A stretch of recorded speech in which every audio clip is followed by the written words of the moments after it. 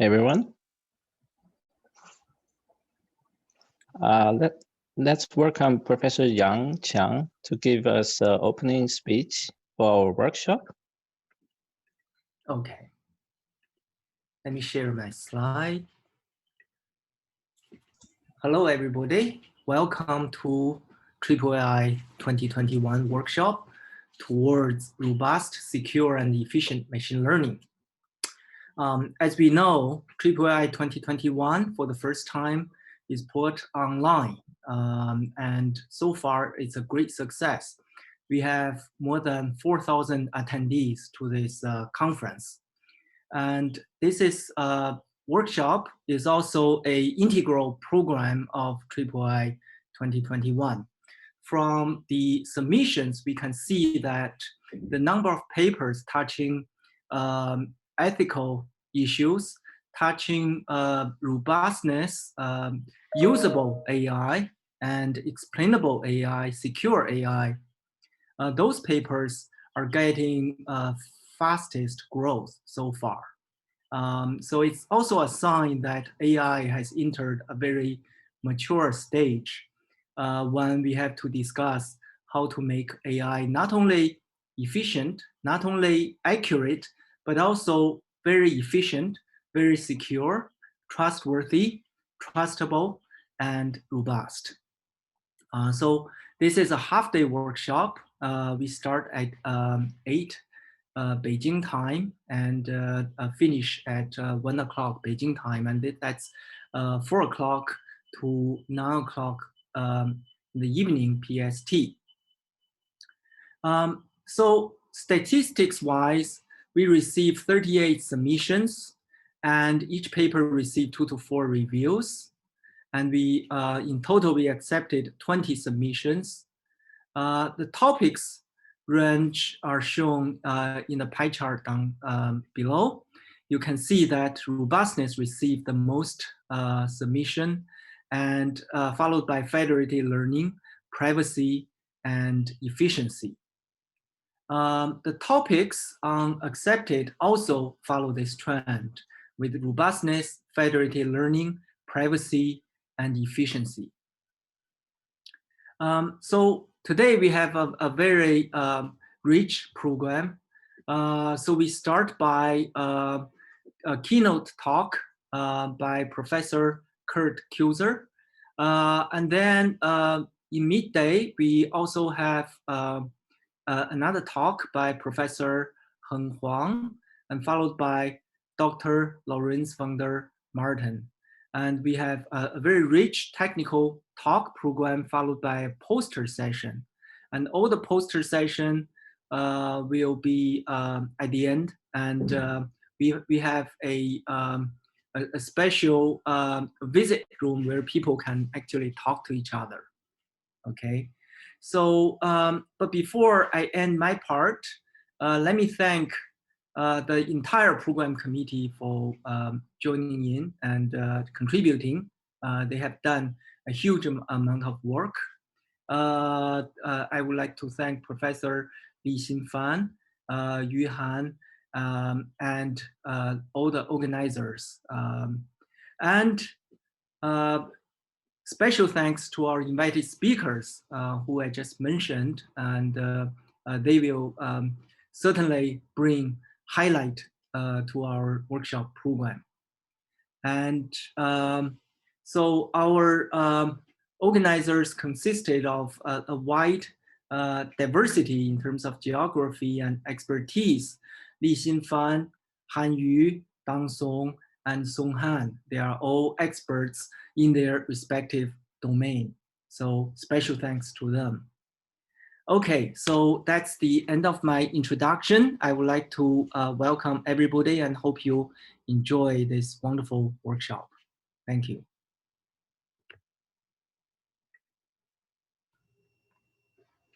All right, thanks, Professor Yang, for the introduction. Now let's come to our first session on efficiency. In this session, we are going to have a keynote speech by Professor, followed by 2 talks. So let's first welcome Professor Kurt to give the keynote. Professor Kurt research at UC Berkeley focuses on computational problems in deep learning. In particular, Kurt has worked to reduce the training time of ImageNet and BERT to minutes. And with the Squiz family of deep neural nets, he has endeavored to develop a family of DNNs suitable for mobile and IoT applications. I was very fortunate to work with Kurt during my PhD time. Before joining Berkeley as a full professor in 1998, Kurt was CTO and SVP at Synopsys. Kurt's earlier contributions to electronic design automation were recognized at the 50th Design Automation Conference, where he was noted as a top 10 most cited author. As an author of a top 10 most cited paper, and as one of only 3 people to have won 4 Best Paper awards at that conference. Kurt was named a fellow of the IEEE in 1996. And Kurt is also a great entrepreneur and also a great mentor. Now let's welcome Kurt to give his keynote speech.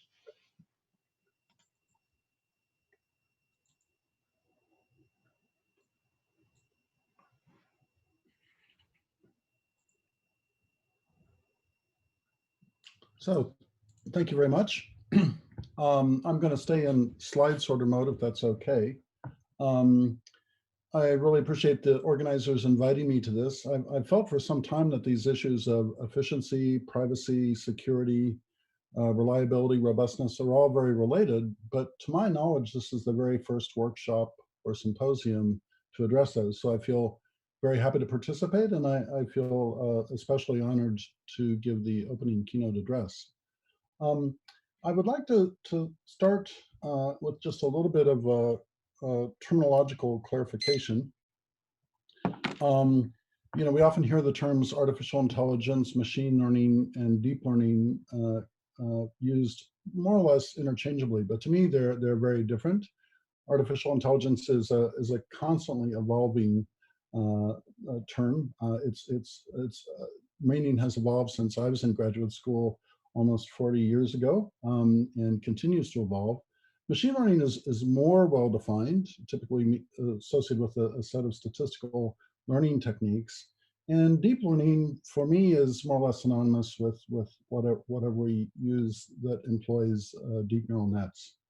Now, I've done quite a lot of work on computational problems in machine learning, but for about the last 6 years now, my group has been focused entirely on deep learning. We've worked across computer vision, as well as core traditional ML areas. We worked on audio analysis. We worked on multimedia and recommendation systems most recently, and also natural language processing. And the fascinating thing to me is that all of these very, very diverse problems, which a decade ago we would have attacked with very realistic, sometimes 12 to 14 different machine learning algorithms, all packed in to do something like object detection. All these problems are typically solved today with either a single or just a few deep neural nets. So for that reason, I would like to say that the scope of my talk today is really around deep learning and deep neural nets. So I wanted to begin just with a few reflections on privacy and security in our current world. And really, I lament, again, I look around, I think I'm probably among the older people here, and it's been astonishing over my lifetime the extent to which we have lost our privacy. I know we have a very international audience here, but even in America, where we tend to pride ourselves on our privacy, we're now routinely under surveillance when we're outdoors. There's no real restriction in terms of drones flying around, so it's not uncommon for me here in the suburbs of Berkeley to have a drone just fly overhead. When I'm out driving, I know now that most police cars are equipped with an automatic license plate reader, which immediately locates my car. Retail stores have become very, very good at hiding their cameras and surveillance equipment, but almost all of them have it. And then even in the gym, you might look up and what you think of as a private place where you're working out, you might look up and think, oh, well, that's just a nighttime security camera. But in fact, we don't know. It could very well be on all the time.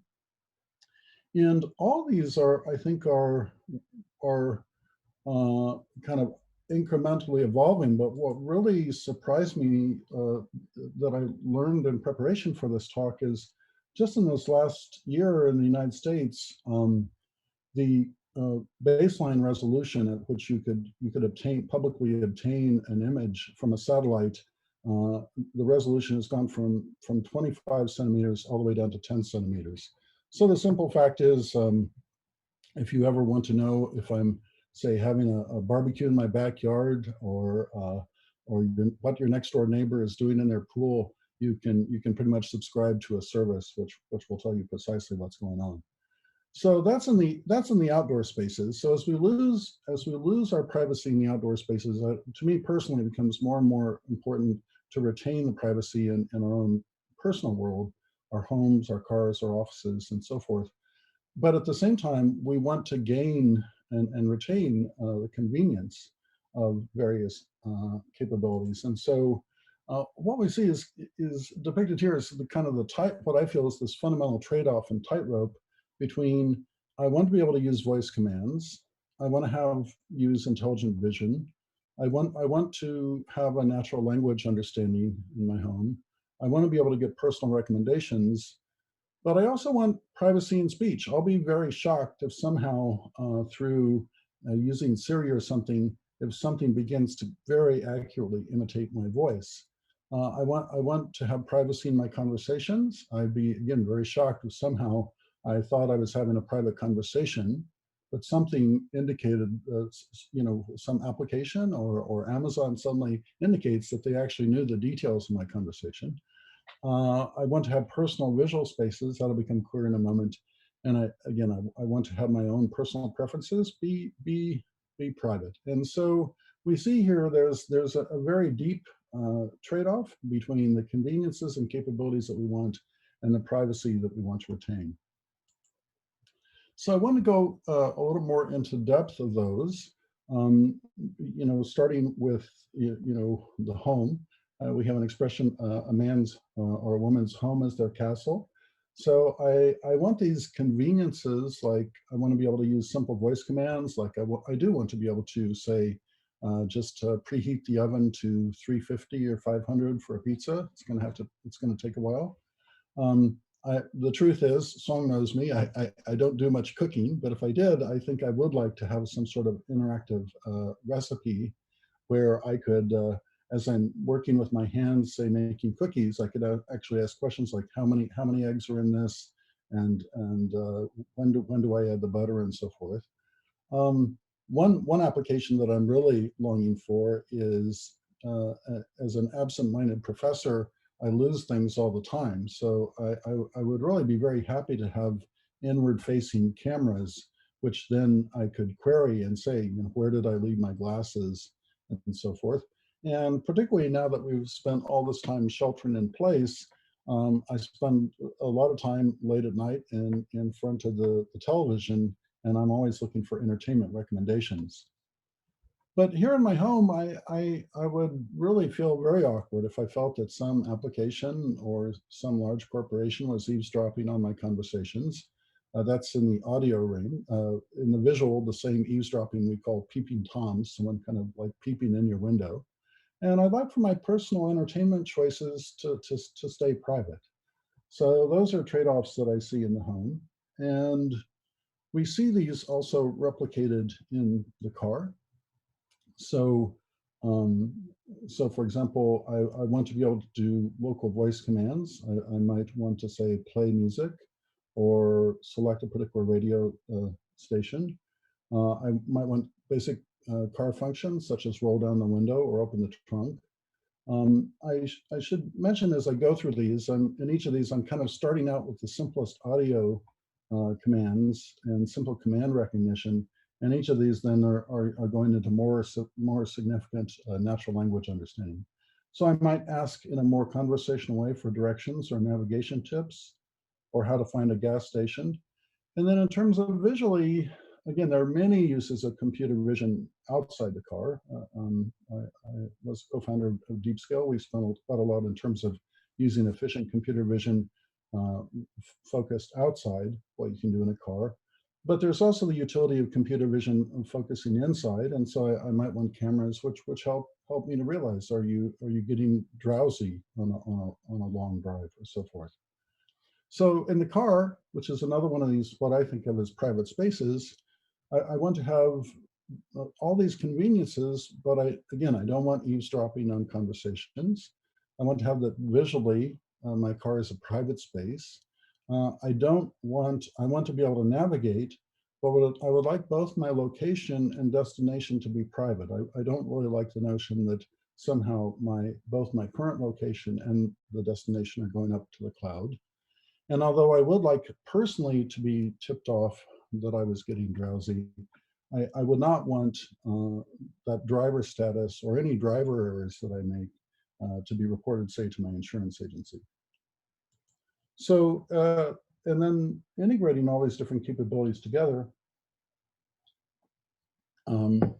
is the personal assistant, which I think we envision that we will be taking everywhere. And so perhaps this is a little bit of a US-centric view of the world, but from where I'm sitting, I currently see 4 different contenders for becoming my personal digital assistant: the Google family, Samsung products, and Android, Apple, and Amazon.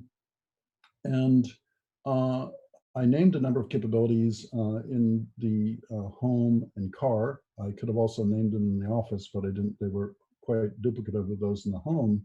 And one can easily imagine the personal digital assistant being the dashboard of all those different capabilities. But there are even greater privacy concerns. Because the personal assistant will likely be with us everywhere, all of the prior privacy concerns that I had about eavesdropping, both auditorily and visually, are only increased or amplified here. And in fact, I think it may be very true that our personal assistant may get to know us and our personal preferences better than any individual human. So also, this is just kind of a throwaway remark, but I find myself saying from time to time that if I get one more productivity improving, time-saving device, like a personal assistant, my productivity is probably likely to go to 0. I was going to show you my screen time that I use on my current smartphone, but I was actually too embarrassed to put it up. I'm spending a lot of time on my smartphone these days. Okay, so if it's not clear already just exactly what could go wrong as we use these natural conveniences in the privacy of our home, our car, or our office. Well, I think that something that's both auditorily and visually kind of literally watching us all the time gives a lot of data for which would be very easy to do a deep fake of an individual user. I think I probably don't need to explain in much detail exactly what the implications of being surveilled in our home are. And then in terms of our recommendations, our preferences can then be exploited. And we're taking this more or less for granted with things like Amazon today.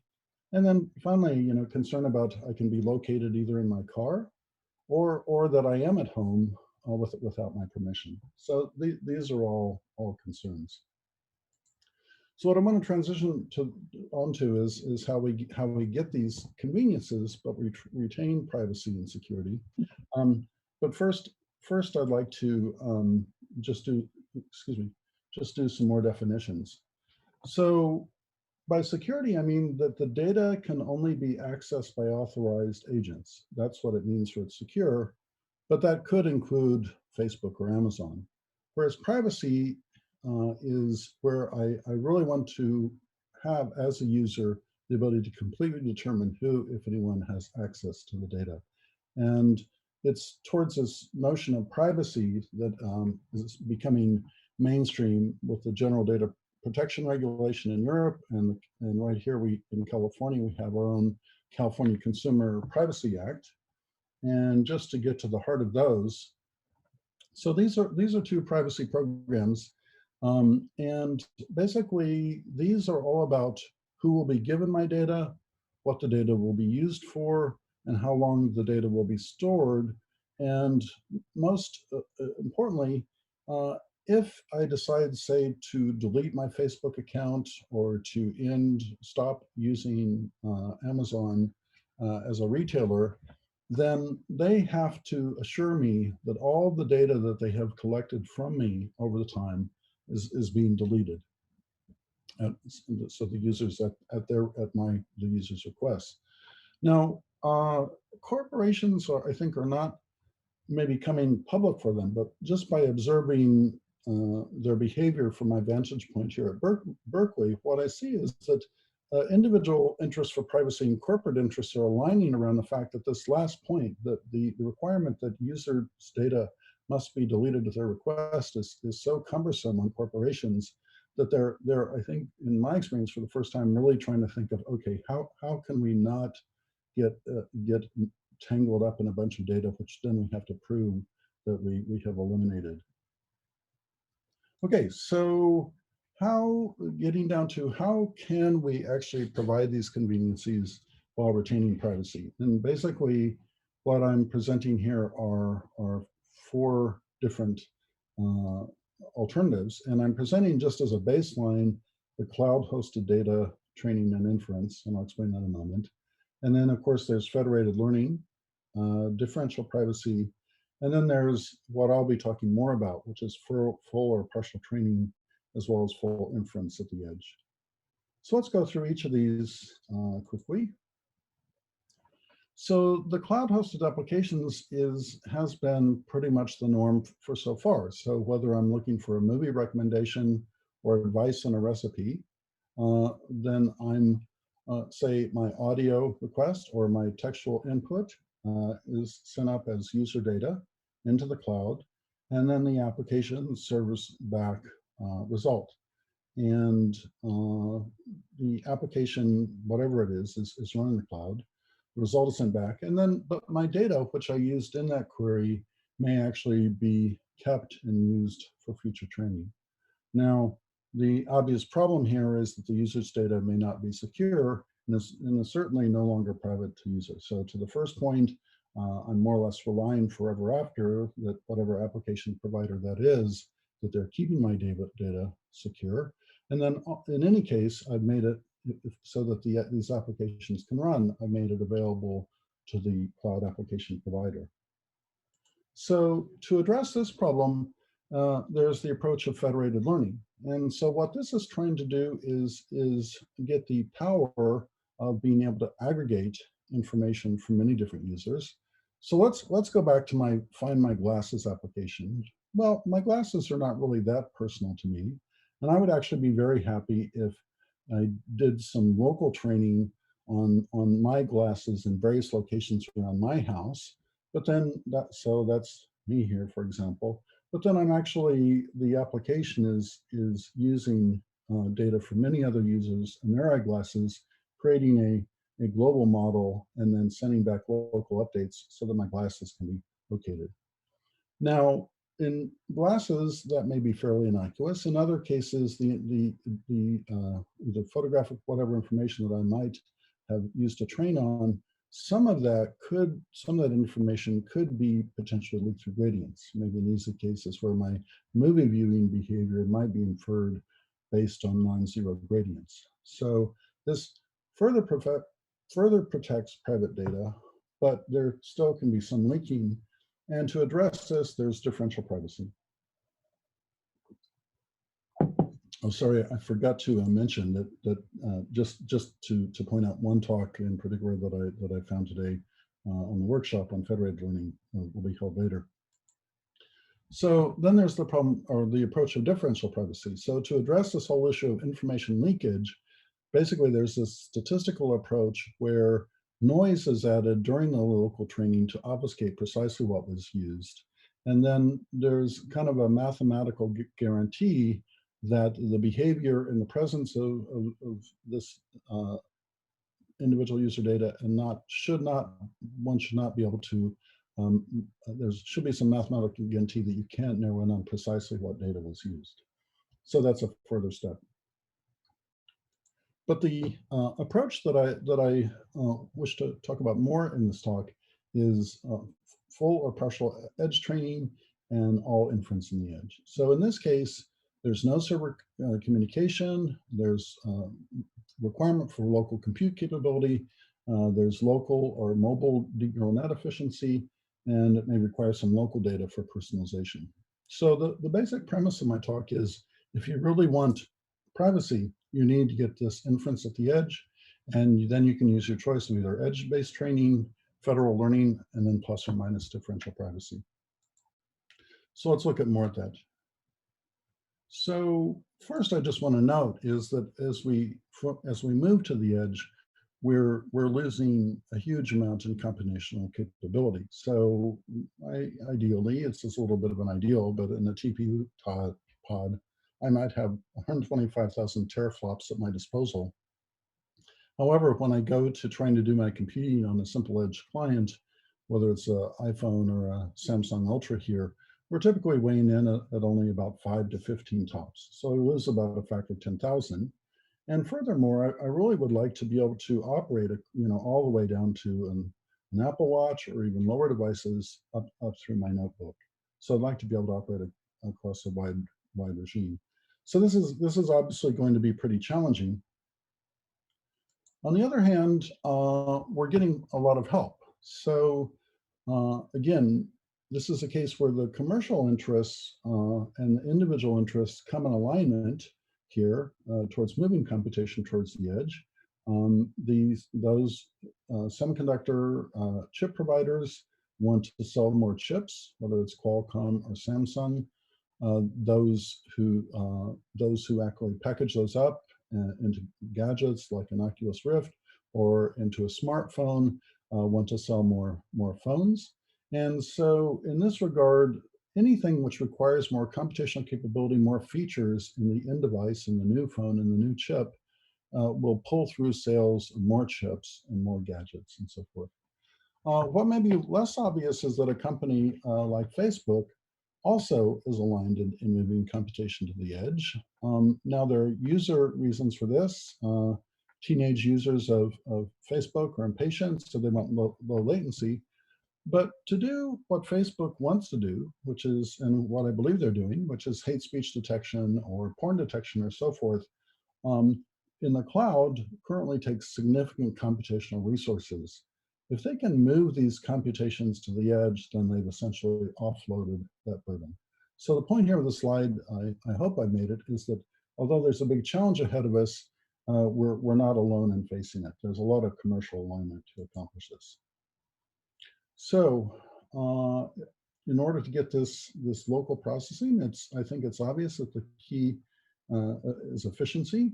And so what I have across here on the far left are a number of those different home applications that I wanted, whether in speech or natural language understanding, maybe fall detection, so forth, or recommendation. And then what I have on the right-hand side, rather than going through application by application, what I'm going to do is talk about the core technologies in audio, computer vision, and natural language processing, which will support those. So in terms of computer vision at the edge, there's been a lot of progress, and I think we can a little bit declare victory that we have successfully moved computer vision to the edge. I have myself worked together with Song Han on the Squeeze family. As my students have graduated, in particular Bi-Chen Wu, gone off to Facebook, that's evolved, or that work has been picked up and evolved into the FBNet family. MobileNet and Andrew Howard's work at Google is significant. And then Song Han has gone on to MIT and has a whole, his Han Lab has a whole family of different computer vision oriented deep neural nets that operate at the edge. So I think this is we've got the computer vision capabilities, the raw capabilities we need at the edge. In terms of speech recognition, because the very large amounts of data that are required to train speech recognition and the computational resources to do that training, this has traditionally not been so much with respect to deep learning and academic exercise. I think some of the best work I see is done by Tara Sainath at Google. There's work on Jasper at NVIDIA, also Conformer at Google, and I'm sure, perhaps not as well published to my knowledge, but I'm sure there's work, good work at Amazon and Apple. And what I'm just showing here is from one of Tara Sainath's slides, where she shows basically she's not only able to, or she's actually able to improve in terms of accuracy, in terms of word error rate, and also reduce latency by going to on-device end-to-end speech recognition systems, even as she dramatically, I think it's, what is that, like a factor of 400 reduction in the size of the model. So that was speech. Another core capability we need to move these applications to the edge is natural language understanding. And with the success of the transformer-based BERT models, there have been significant improvements in the quality of speech on a wide variety of benchmarks, like the Blue benchmarks. But first mobile BERT and then subsequently squeeze BERT, our work have been able to improve on that while reducing the number of model parameters and also speeding up. And the last core capability that we'd like is recommendation systems, and basically there's a couple flavors of that. One is only deploy low parameter models at the edge, and this would be accommodated by something like Facebook deep learning recommendation model. We can run that at the edge, or we can run something more sophisticated like Alibaba's EdgeRec, where we naturally split the recommendation model between a cloud recommender system and a client. We're able to do much larger models and more complex recommendations here, but we lose a bit of privacy. So in summary, to achieve this efficiency, there are three different things going on. One is novel development of deep neural net models. This is a combination of human creativity and neural architecture search. The other is a battery of optimizations. This is a field that Songhwan basically pioneered with his deep compression work, which is a combination of pruning and quantization. And also now we're seeing success from distillation. And the last thing that I'd like to briefly touch on is new processors and deep neural net accelerators. And we see a huge amount of activity. These are just the successfully packaged parts that are available today. We know that there are literally hundreds of other designs which are still underway and perhaps have not been announced due to, maybe they're not quite as mature and competitive. But in terms of looking at the number of tops that these provide and the power regimes that they go over, we can see we're going to get a big boost of computational power at the edge. So finally, in summary, we're losing our privacy in the public world. So I really hope we don't lose it in our private world as well, the home, the car, the office. We have a fundamental tension. We want the convenience of applications built from deep learning systems like command and control in a home and car, or natural language understanding, more complex question and answer systems. But what we don't want is auditory or visual eavesdropping, known colloquially as a peeping Tom. I believe that the key to balancing convenience and privacy, to getting the convenience of these applications but retaining our privacy, is to be able to do deep learning at the edge. We've made a lot of research progress, which I've tried to survey, but the commercial availability of applications which really bring together all this research progress, I think, is still to come. And there are still many problems to be solved to improve the accuracy, latency, and efficiency, particularly if we want to really move these to IoT devices. So thank you. And I just want to quickly thank my diverse sponsors. All my research is pretty much industrially sponsored at this time. And I want to thank you all for your attention. Okay, thanks, Kurt, for the great talk. It's pretty impressive and cover a wide range of applications ranging from vision to speech to natural language to natural processing and also recommendation systems. So we may have a couple of minutes for maybe one questions. So just raise your hand or ask questions. Thank you very much, Professor Keutzer, for your very interesting talk on the topic of deep learning related federated learning. So recently we have been working on working in the field of trustworthy AI. This is of special interest to the government of Singapore, who have also pushed out a sort of a body of knowledge on this topic. And the areas people aim to achieve that sometimes they seem to conflict with each other. For example, the push for explainability sometimes would compromise privacy. I would wonder if you have any perspective on this kind of issue and how we should go forward to work on this area. Yeah, so that's a very interesting. I mean, you know, in terms of retaining privacy in ordinary usage, I think that's something I've thought about. In terms of retaining privacy, in terms of explainability, I think, to be honest, I haven't thought hard about that. I have one student working a bit on explainability, but I hadn't thought about these two together. But I think probably the thing to do there is, you know, what we're seeing more and more is kind of a confluence of locally trained and globally trained models. So in something like federated learning. So I think probably the idea would be to be able to have an explainable model up here in the cloud, and then leave the personalization data to be locally trained on individual devices. I think that's probably our best shot there. Yeah. Okay. Thank you very much. Thank you. All right, let's thank Kurt again for the great talk. Now let's welcome our second speaker, Alberto, to give the first technical talk on robustness and transferability of universal attacks on compressed models. So this is a recorded talk, so I will play the video, and Alberto is available for QA after this session.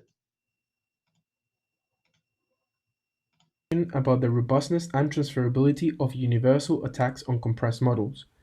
Among our contributions in this paper, we show you that soft filter pruning, a technique which removes neurons at training time, results in networks with a disparate feature space, which can protect them against UAP transfer attacks from different compressed and non-compressed models. We also found out that this same technique, when combined with regularization, can enhance the robustness against targeted attacks.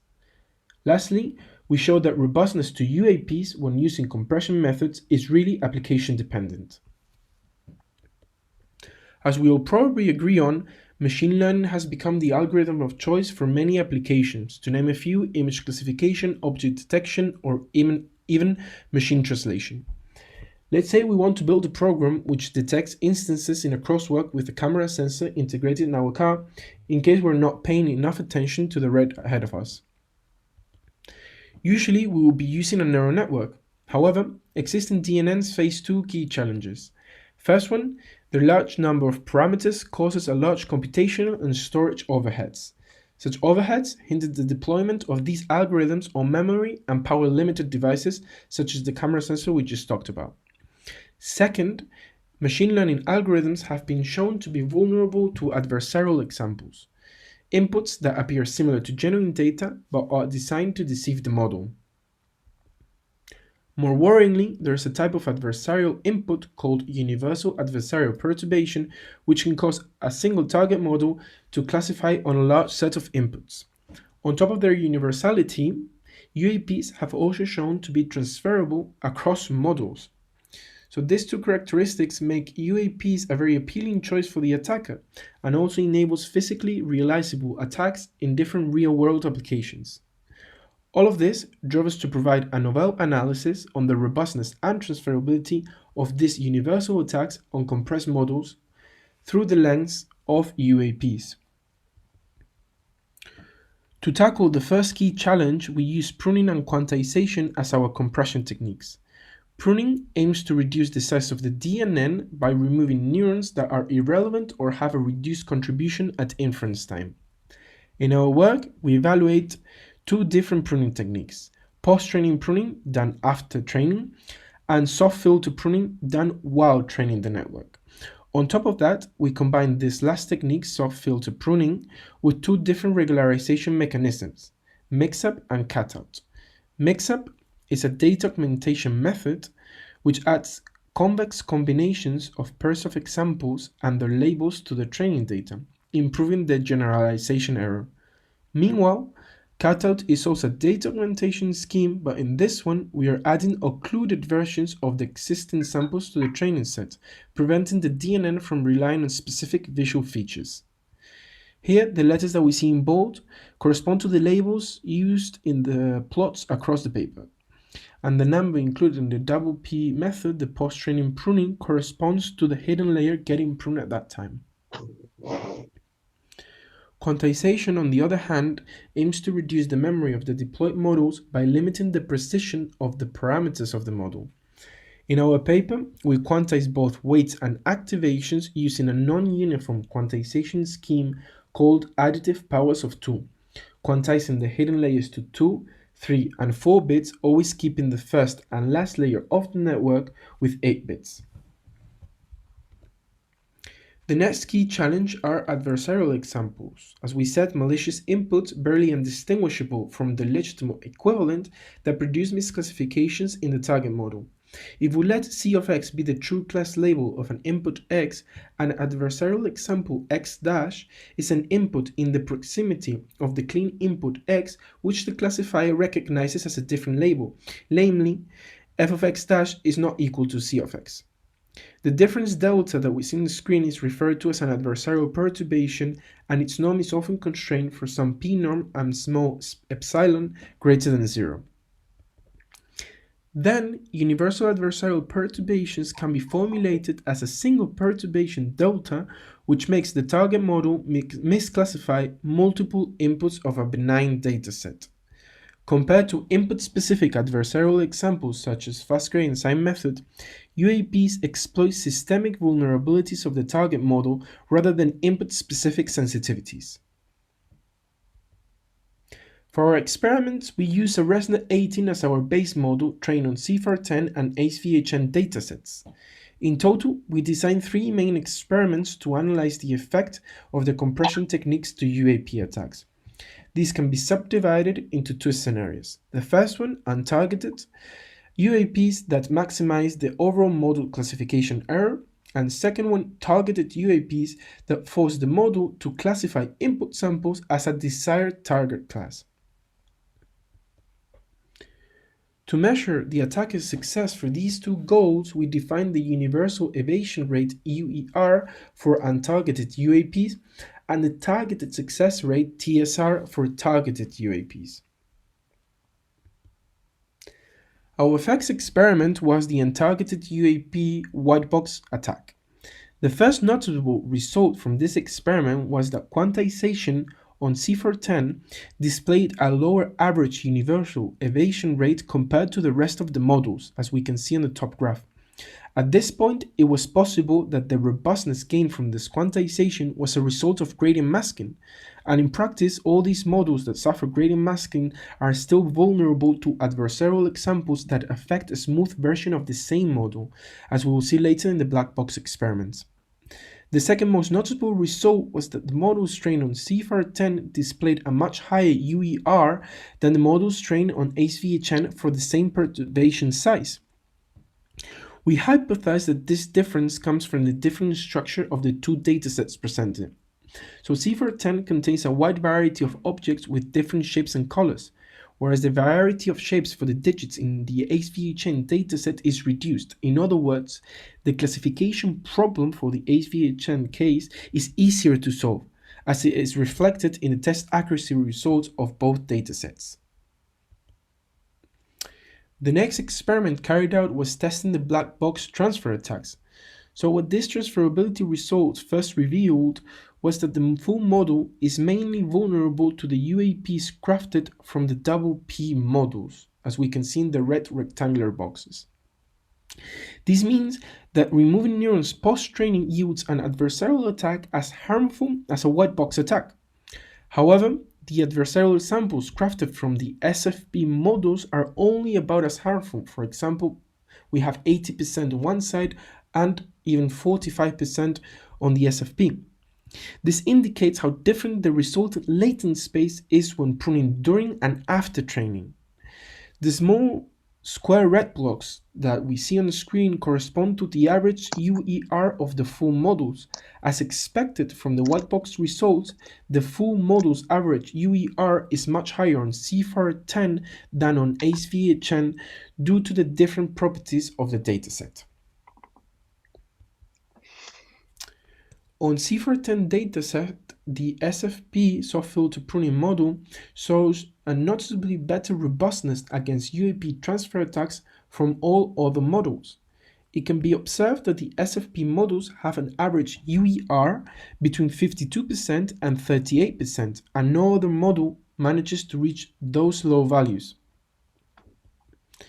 The table that we see on the screen corresponds to a piece of the clean models test accuracy where SFP models scored the lowest values. So these results suggest that the models are more susceptible to transfer attacks between networks sharing the same or similar baseline accuracies due to their related feature mappings. On HVHN, SFP models again achieve better robustness against UAP attacks compared to other models. However, in the case of SFP plus regularization, we observed a lack of transferability to the other models. We explain this phenomenon by inspecting how each regularization procedure with SFP augments the training data. So for instance, cutout adds occluded versions of the inputs. On CIFAR-10, this method could partially occlude the object without necessarily changing the true label of the image, whereas on HVHN it could remove the number and therefore changing the true label of the image. Mix-up regularization could have done the same, forcing the model to use different features when performing classification. We then compare the performance of post-training pruning with the uncompressed models. And here we saw that the effectiveness of UAPs across all these models is uniform, scoring similar UER values along all the attack sources. These results suggest that UAPs do not exploit neurons or filters that are barely used for regular inputs, but on the contrary, they're exploiting combined activations of neurons that are commonly activated for classifying clean inputs.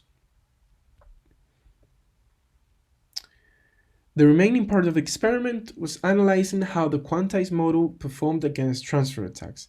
If we recall, in the white box experiment, we saw that quantization displayed a lower average UER between 54 and 63%.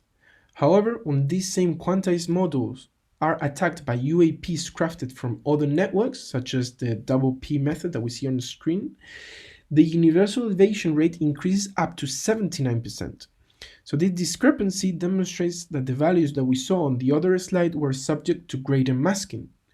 The quantized model were smoothing the decision surface and reducing gradients used by adversarial crafting in small neighborhoods. So by attacking them using perturbations crafted on similar models, we can overcome this effect and force a misclassification in the quantized models.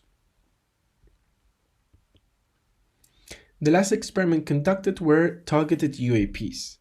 The results obtained in this experiment were really dataset dependent, because on CIFAR-10 we observed that SFP and quantization did reduce the effectiveness of targeted UAPs versus the full precision models, as can be seen on the screen, pictured by the orange bar being lower than the blue one, but at the same time, the same compression techniques displayed a different behavior on the HVHN dataset. So now the orange and blue bars are at the same level as we can see on the right-hand side, and sometimes even the orange bar is a bit higher, indicating that the compressed model is more vulnerable to targeted UAPs.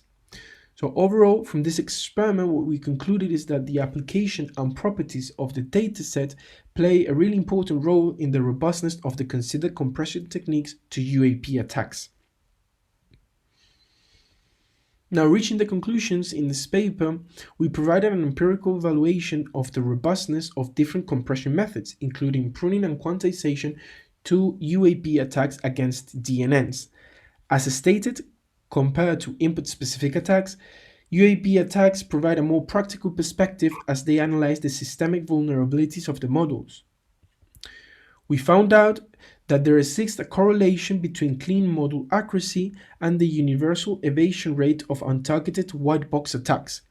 Basically, the models trained on HVHN achieve a better accuracy in general compared to those of CIFAR-10, which translates into lower UER for all perturbation levels. Moreover, pruning training time with SFP improves the model's robustness to transfer attacks, which can be used to devise defensive strategies when deploying machine learning models on edge devices. So for instance, a model owner can deploy the same base model but with different compression techniques across several devices so that a single UAP attack will not have the ability to totally compromise all the deployed models. This would increase the attacker's cost as they will have to craft single universal attacks for each individual model. We also observed that quantization can give a false sense of security, producing a gradient masking effect. So it should be handled with care when using this compression technique in vulnerable scenarios. And finally, we show that the robustness to UAPs when using compression methods can also be dataset and application dependent, as we saw in our targeted results.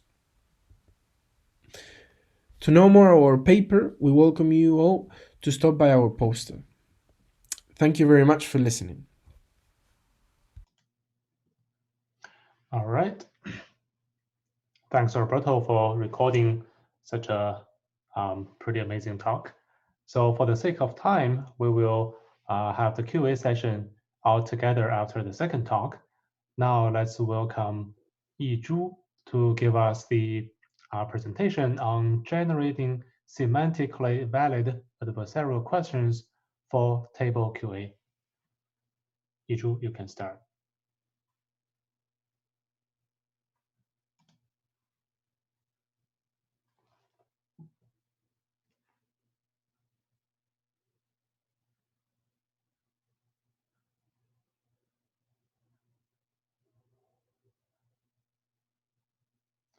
We cannot see your screen yet.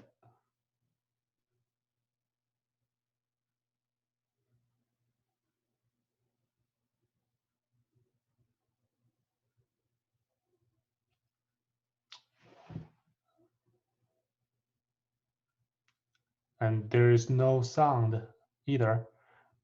Okay, I think while E is troubleshooting for the audio and video, we can prepare the QA session for the previous presentation.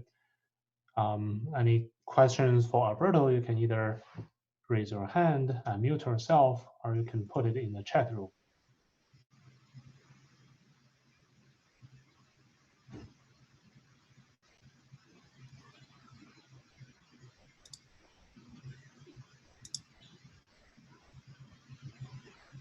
Okay, no questions so far. So E, you can get started. We can see your slide now. Okay, cool. Thanks.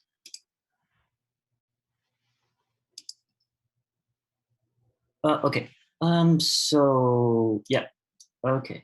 So hello everybody. My name is E, and then I'm going to present the work generating semantically valid adversarial questions TableQA. So this is a joint work with Yiwei, Zhou, and Menglin while I was doing the internship at Amazon. Right. So before diving right into the main content of the paper, so I want to just give a brief intro to the task and also the system on the task.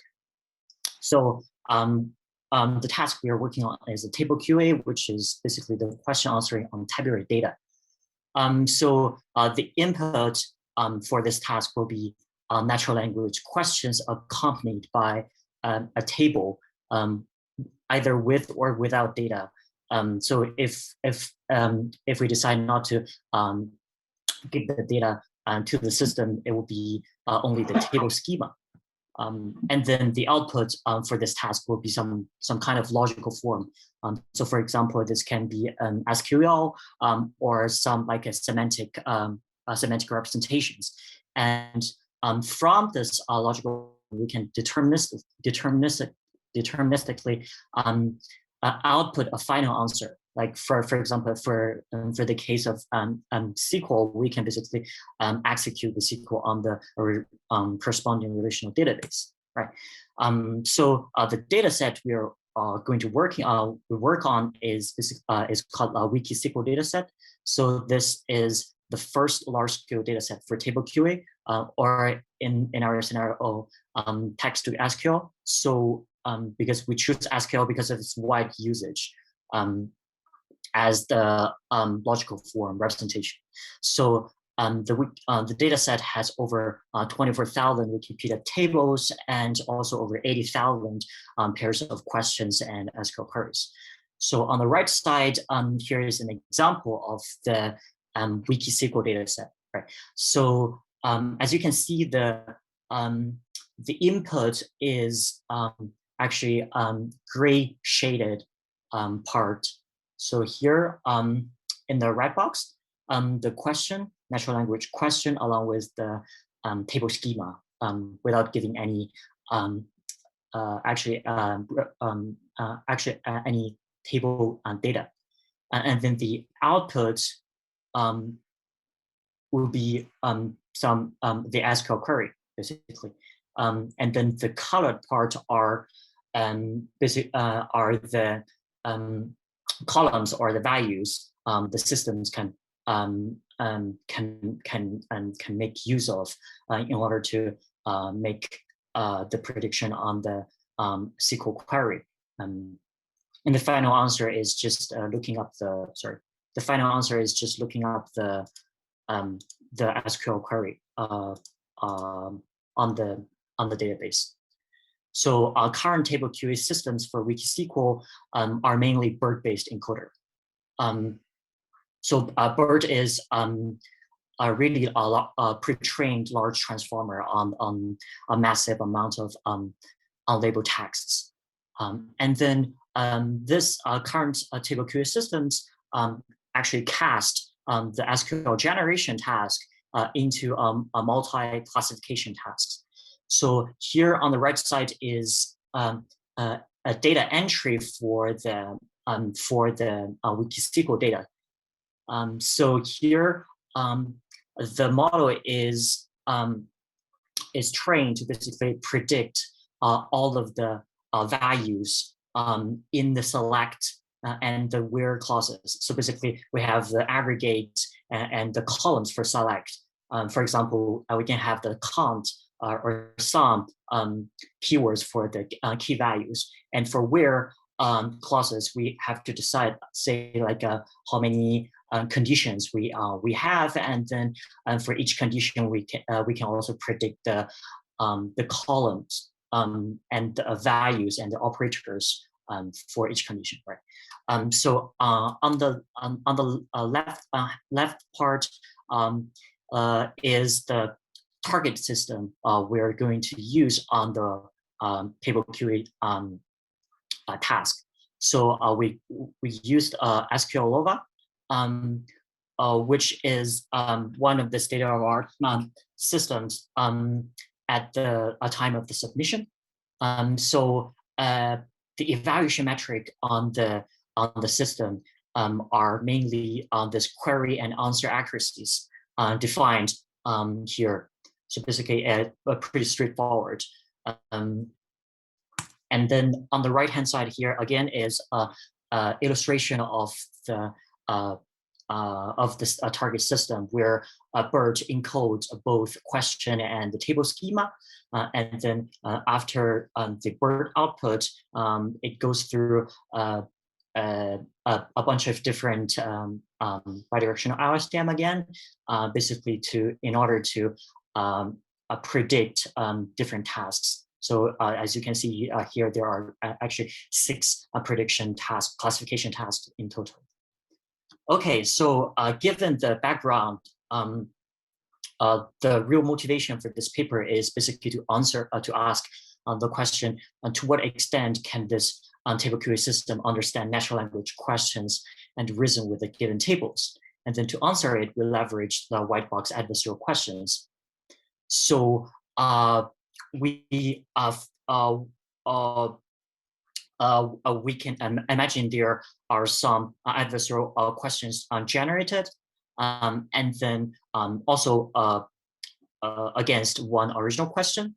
So here are the examples here. So different from the original question, the adversarial question needs to satisfy two criteria. The first is it has to basically flip the SQL query to make the correct SQL query run.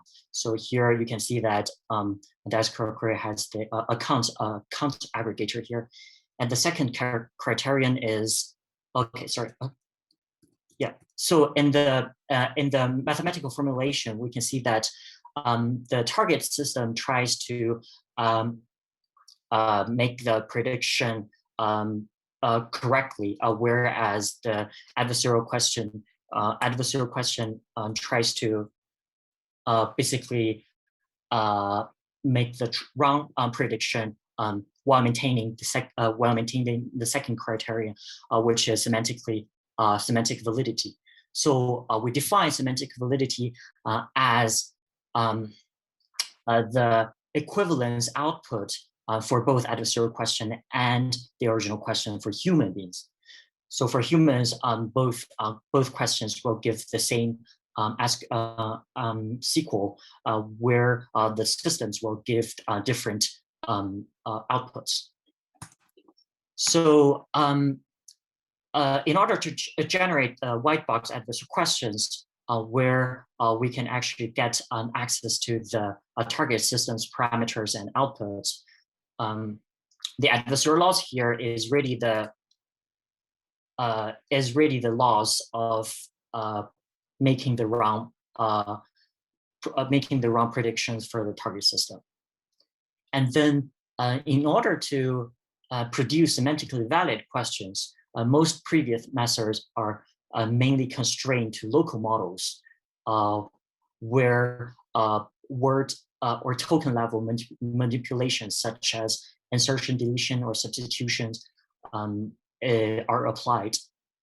So the idea is similar to the computer vision adversarial example, where few token swaps are less likely to lead to large semantic shifts. And then here, the previous local methods are trying to optimize such first order approximations of the adversarial loss around the token embeddings, basically. So they want to search the best embedding for each possible token in order to minimize such a first order approximation of the adversarial loss. Right, so in this work, in our work, we propose SAGE, which is semantically valid adversarial generator for TableQA systems. So the biggest difference from other previous methods is that SAGE generates adversarial questions at sequence level. So the input to SAGE is really the SQL query, and then the output is semantically valid and influent adversarial questions that can fool the TableQA systems. So SAGE has three main components, each with a corresponding loss here. So the first is the stochastic Wasserstein sig-to-sig model for question generation. So as you can see here, we have the original SQL as the input of WSIG. And then after this, after the WSIG, we can generate some questions that goes through the loss of the WSIG. And then we can notice that here the entities or the where values are substituted, which is basically the delexolization strategy. which I'll talk about later. And then we also incorporate the minimum risk training with simile to enhance the semantic validity through this loss. And then combining the two losses, we basically have the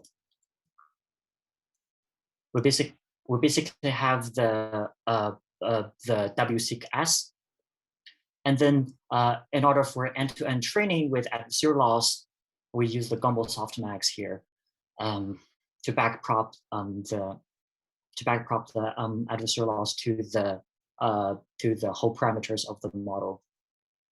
And then the final loss is the combination of the three losses with the hyperparameters for each loss. Yeah, so let's have a look at the first module, which is W6, the Cascade-Wasserstein sig-to-sig model. So this is really just a variational encoder decoder with the hidden variable as and the isotropic Gaussian. So different from the vanilla variational encoder decoder or the variational autoencoder, we use the Wasserstein distance to regulate the distance between the aggregated posterior QZ and the prior PZ here. So here we use the maximum discrepancy, maximum mean discrepancy with the inverse multi-quadratic kernel here. And then the D hat Z here is actually the empirical samples from the batches. So Z tilde is the samples from the aggregated posterior, and then Z is the sample from the prior. And then here is an illustration of the difference between different variational autoencoder here taken from this previous paper. So we can see that actually WSIG is more flexible in terms of basically matching the distributions with the prior. So we've mentioned the delexicalization before. So delexicalization is really just to substitute the ith entity or the ith where values to some placeholder with a subscript I. So we want to do this because adversarial question need to contain all the entities in order to maintain semantic validity.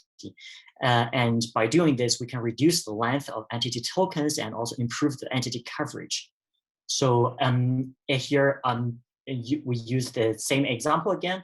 We delexicalize basically the both input and the output for model training, and then for real generation we will lexicalize the generated question afterwards after the whole sequence is generated here. And then for a minimum risk training with simile is another way to enhance the semantic validity. So a simile is basically a pre-trained neural network calculating the cosine similarity between embeddings of two sentences that can give us the similarity among sentences. And why do we choose simile over other string matching-based metrics like BLEU? Because we want because in our case, our generated questions can be very different in lexical or syntactic realizations while still maintaining high semantic similarity with the original sentence. And also the metric is proved to correlate better with the human judgment.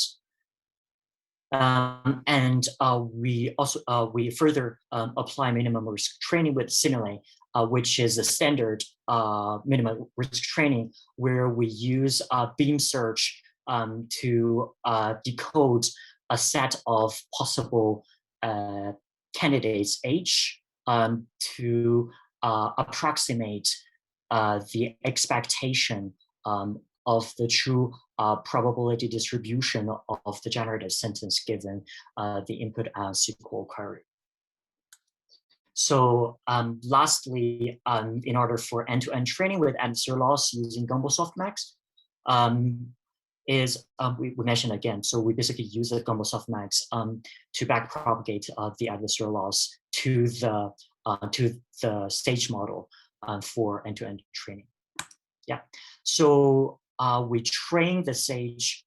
We train the sage on the training data of Wikisql, and then generate the questions for the test set, and then compare with different baselines. So here are two. We compared the first is local baselines. So recall the local baselines objective again. So here we have three baselines here. First is unconstrained, which is to search within the whole embedding space, and the KN, which has some semantic preserving strategy, searching within the 10 nearest neighbors of the original token embedding, and then character swap, which is to swap or add a character to the original token in order to make it an unknown token here. And then we also have sequence-to-sequence based baselines.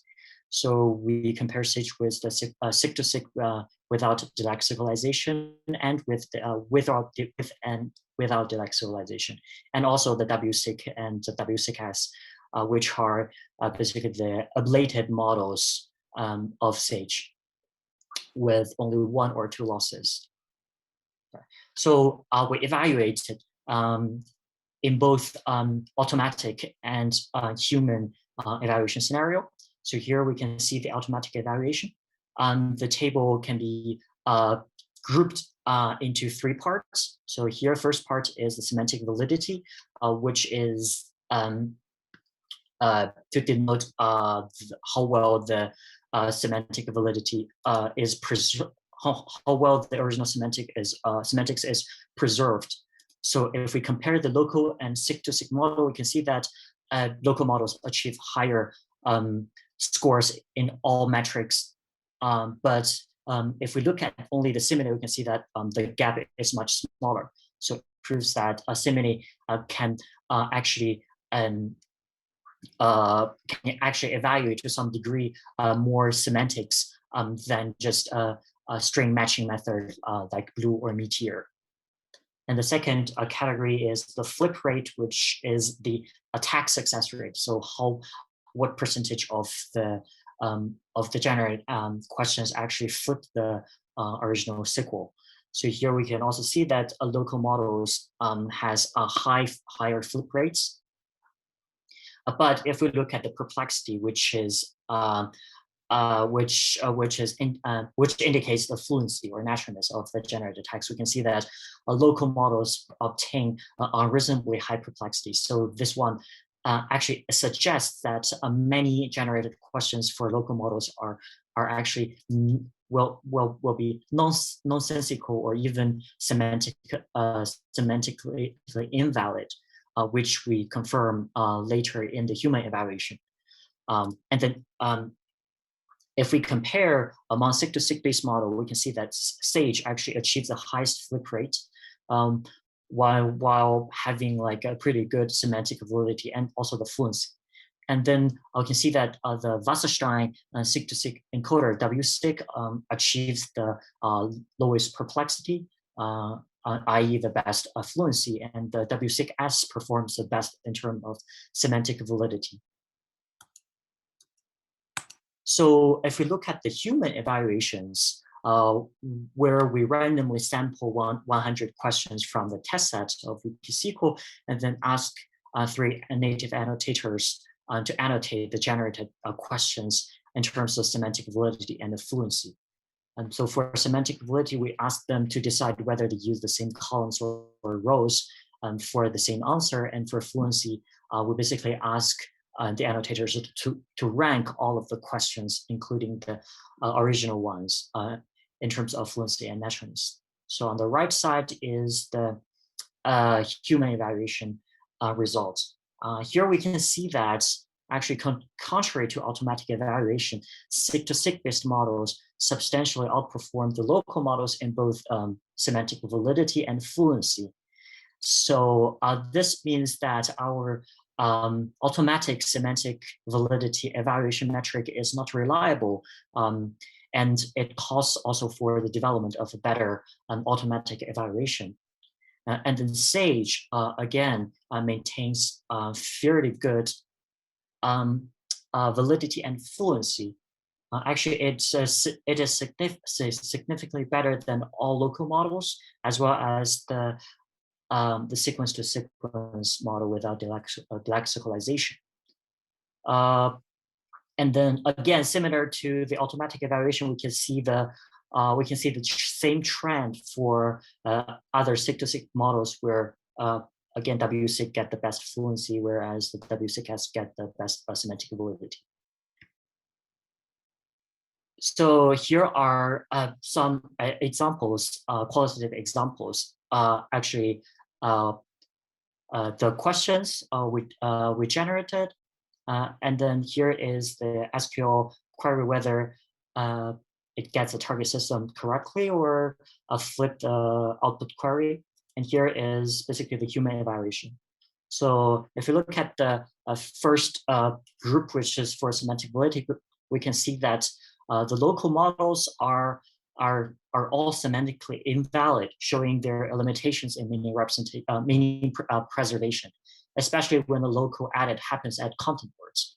So on the contrary, all sig-to-sig models can generate valid questions, and Sage is able to generate questions that are both semantically valid and challenging to the target system. And for the second group of fluency, we can show that again, the local models have a pretty low rank, and then in general, sig-to-sig models are more fluent and meaningful as well. So in summary, is basically coupled with automatic evaluation and the human evaluation, Sage can generate actually the most real adversarial questions while maintaining a good trade-off between the semantic validity and the fluency. Right, so going to the next slides. So in the end, we also do the adversarial trading with Sage augmented data to both test the retrained model's performance and its robustness. So the target system we're working on are two, the SQLova B and L, denoted by using like different scales of word encoder. And so the first step is to train different to Sage, so Sage B and L on both systems, and then generate the adversarial questions on the training set with this two system, denoted as the adversarial data B and L. And afterwards, we train the SQLova base model with this two scenario, basically with different augmented data along with the training data, and then evaluate this two retrained model on test set. So here we can see before augmentation, the original SQLova B models, and after the half training data augmented, so after half augmented training data and the full augmented data, we can see that actually both data sets can improve the performance of the SQLova B. And also note that although the adversarial data large is not directly targeted on the base model, SQLova B, it can still improve its performance. So lastly, here are we further test the robustness of the previously retrained two SQLova B methods, models with different attacking methods. So here we have the unconstrained K and Sage.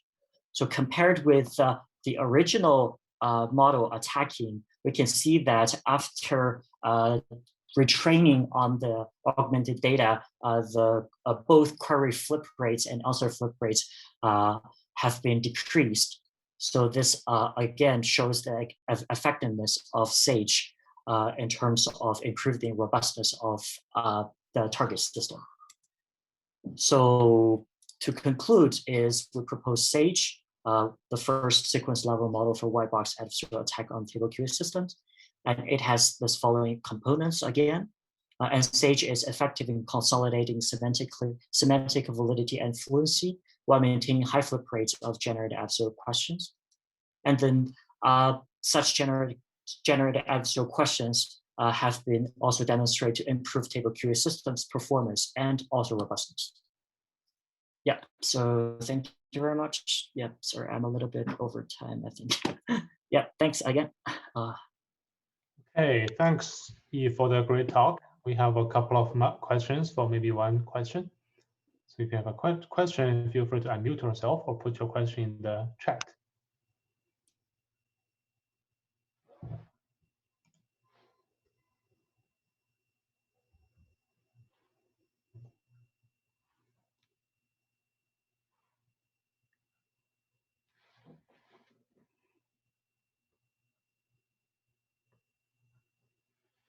Okay, if no questions, now let's conclude the first session on efficiency.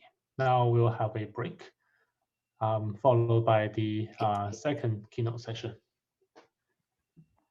Let's thank all the speakers for the first session. Okay, thank you very much, Professor Song. In the interest of time, we will have a very short break, and we'll be coming back in about 1 or 2 minutes time. And the second keynote will be from Professor Huang. Thanks.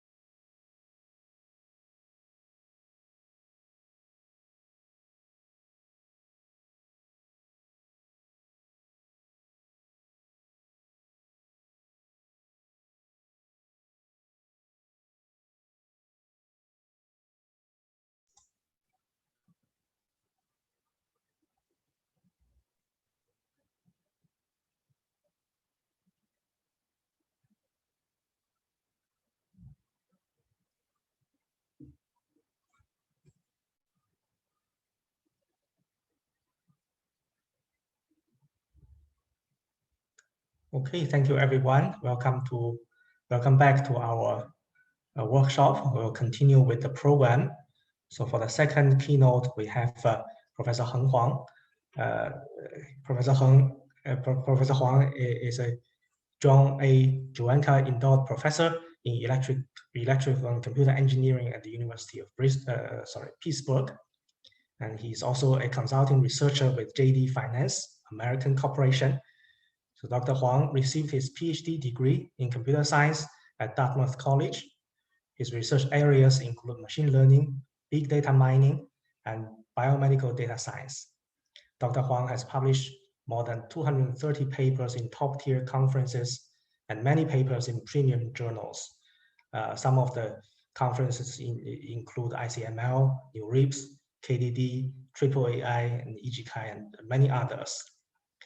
So based on csranking.org, for the last 10 years, Dr. Huang is ranked as the second among researchers in the US who published the most number of top computer science conference papers. He's a fellow of the AIBME and has served as the program chair for KDD 2020. So let's welcome Professor Huang to give us our second keynote speech. Okay, Professor Huang, please.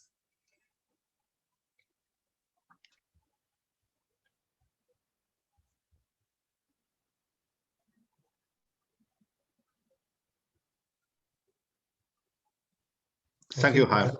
Yeah, we can see your screen. Thanks. Okay, thank you. Good evening and good morning. Thank you for listening to my talk. In this talk, I will talk about vertical federated learning. So this is different to the traditional federated learning, which usually has the data parallelization. So in this talk, first I will talk about the motivations, why we need to study the vertical federated learning.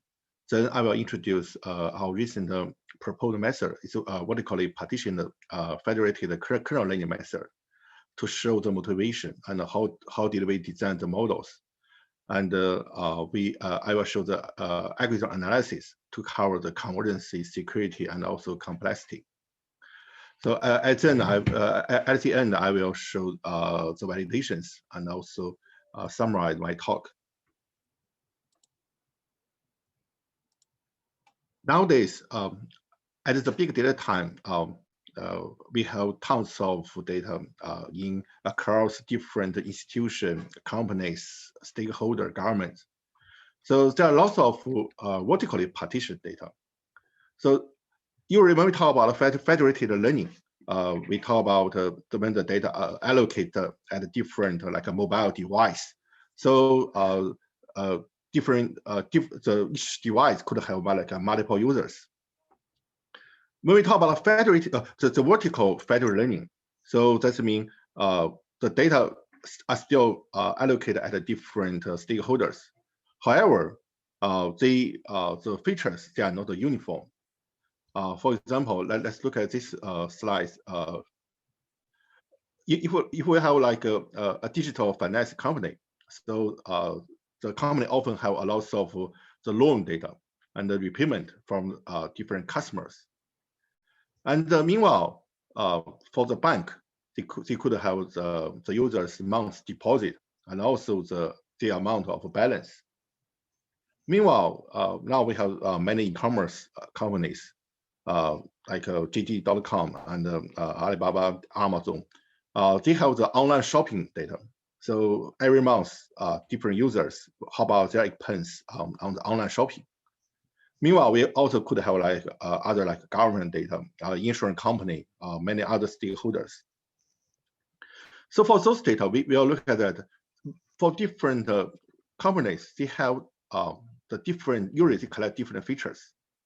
So at the feature point of view, actually, they almost they don't have overlap because the company has their own expertise. So usually they don't have overlap the features. However, for samples, they have a large number of overlaps. For example, the same user, the users has the bank account and also did online shopping. When they do the online shopping, sometimes they want to do the finance with the digital finance company. So for those part of users, we call that as the vertically partitioned data. So basically the features will be are partitioned vertically along the feature dimension, not for the sample dimension. So for those data, because they come from different companies, government, stakeholders, so because the security and privacy issue, so there's no way to directly share them. And also these data are very valuable. So the dimension at each company, usually the dimension won't be very high. So we often want to aggregate those data together to do many prediction. But we cannot do that directly because of the security privacy issue. Especially at 2018, May 25, the European Union released the General Data Protection Regulation. Meanwhile, multiple other US, Asian companies released similar data protection regulations.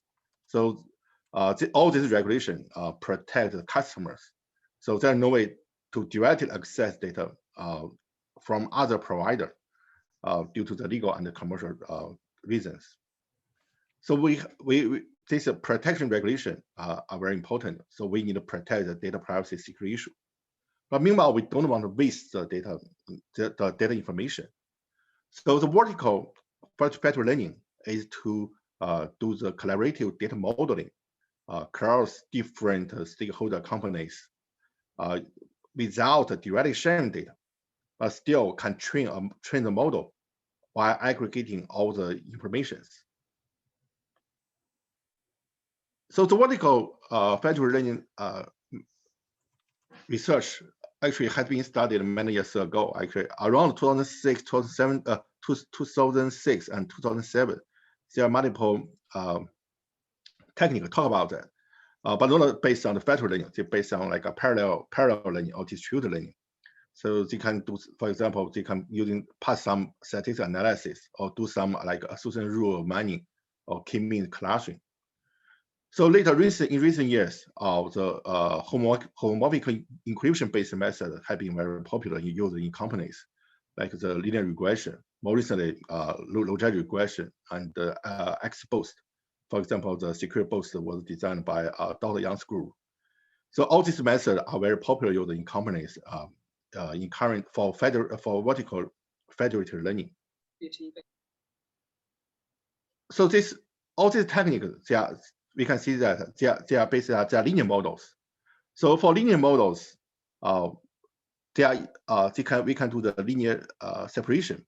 So it's easy to separate them linearly. So then we can do the vertically federated learning. However, on the other hand, we know that if we do the nonlinear learning, we could get a better prediction in many cases. So in the nonlinear model, kernel method is have been very popular used in machine society. So they have very good performance in terms of prediction. However, the kernel model cannot be written as linearly separable formulations.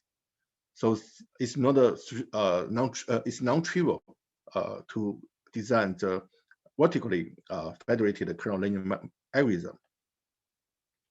So it is still an open question to train the vertically partitioned data efficiently and scalably by the kernel method, while keeping the data privacy, because we all know that the kernel methods are not efficient enough for large-scale data and also high-dimensional features.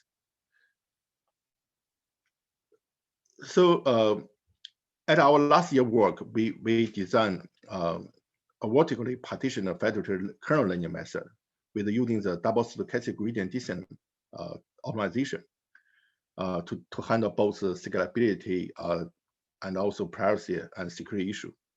So first, let me introduce the problem setting. So we have suppose we have like multiple workers. They want to train the data. So every worker, they have the feature number are different. Like from suppose we have totally we have a queue. We have a queue workers. We can consider Q companies. So within each company, they have D1, D2 till DQ dimension of features.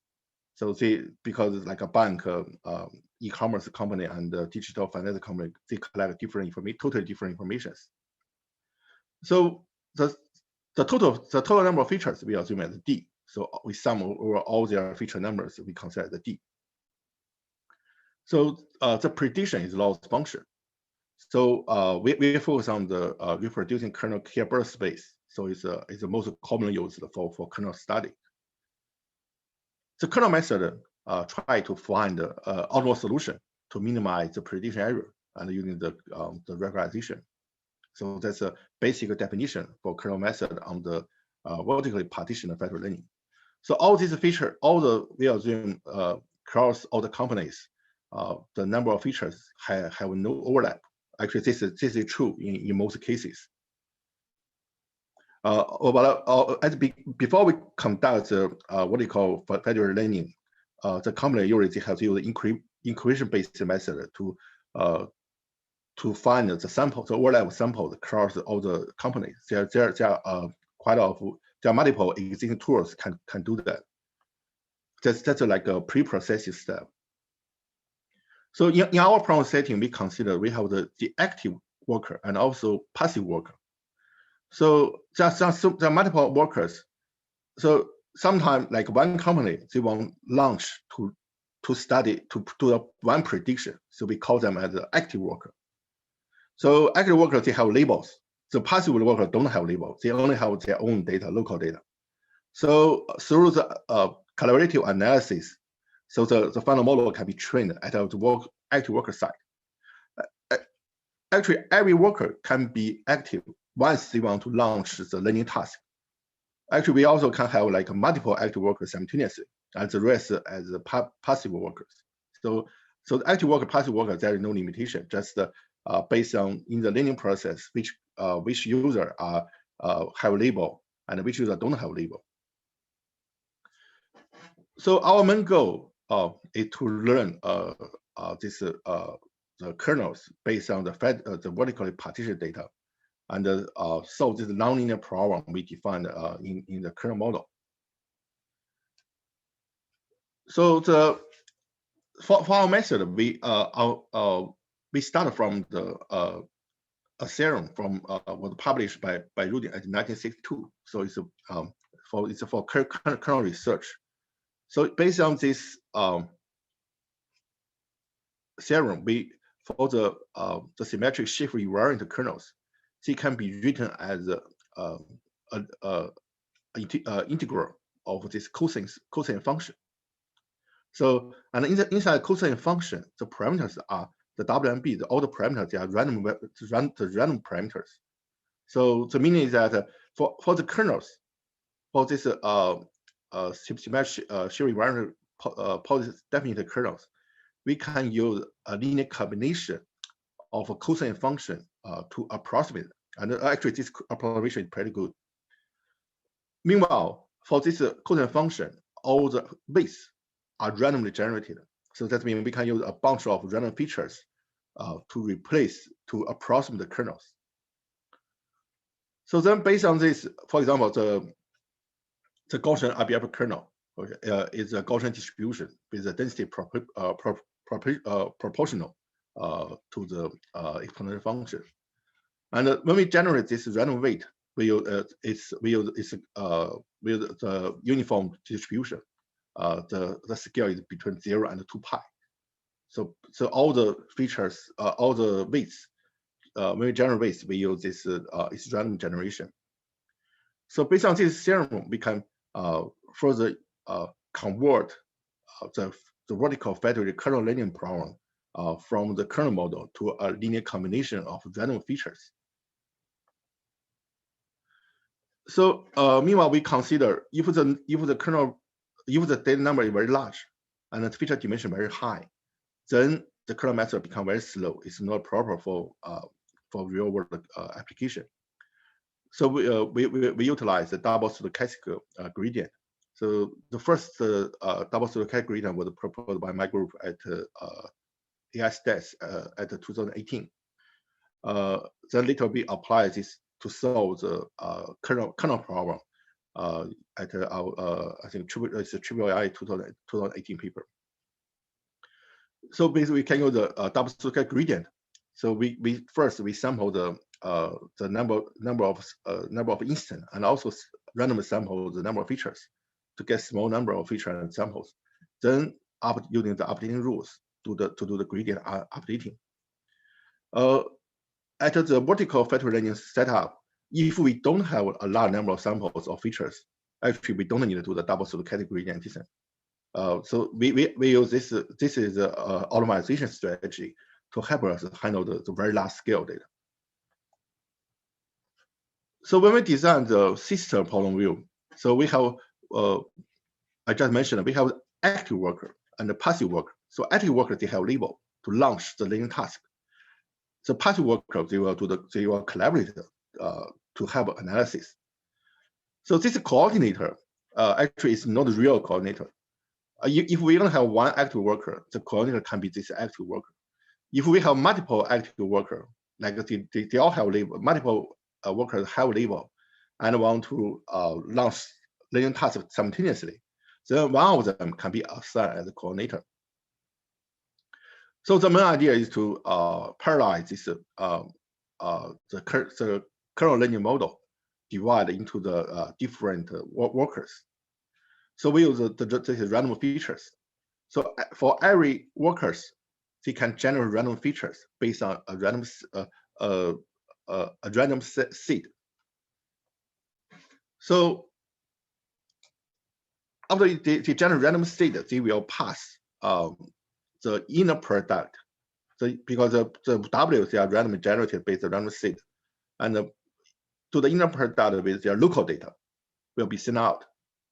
If we direct send out, still there is the potential to leak the privacy information. So we have this plus B. The B is the other random seed, only locally having. So this B never share with any other people. So this B will be the user will generate the other random weight B. So this value will be sent out. After send out, then we can even this value are intercepted by other malicious users. They still cannot re-identify the data information. And meanwhile, for the model, besides the data privacy, we consider model privacy. We don't want other user any user to have the models. Like some user, maybe outside user, they audit the communication. They could learn the model. So because in our communication, we don't pass the variable alpha. Alpha is training for kernel model. The prediction model is is a summation of a bunch of random kernel metrics with their weight alpha. So this alpha never be sent out. We only send out the f function. So this f, if other people know the f function, they still cannot know the alpha. They cannot do the prediction. So only active worker, locally they know the alpha, their own alpha. So when we do the communication between the active worker, we only send out the f function, so we can make sure to protect the model privacy information. So in our communication, we adapt a tree structure communication. So the tree structure communication first is very efficient because this was proposed by Zhou et al. At 2018. So they prove that if with the tree structure communication, it will be much faster than the centralized communication or the ring-based decentralized communication. So for example, we have 4 users. Okay, the second worker will send the data to the first one. So the same worker means this worker 1 will receive data and do the convert, sum together. Then the worker 3 combine data with the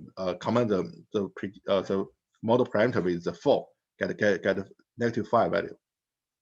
Then these 2 workers combine, get the coordinator, get a number as 16. In our communication, every iteration we change the tree structure to protect one worker to collect all the information from some special worker. After we change tree structure, the values will be changed. So every worker will collect different values. So every iteration we use one tree structure, but after that we randomize the tree structure during the communication.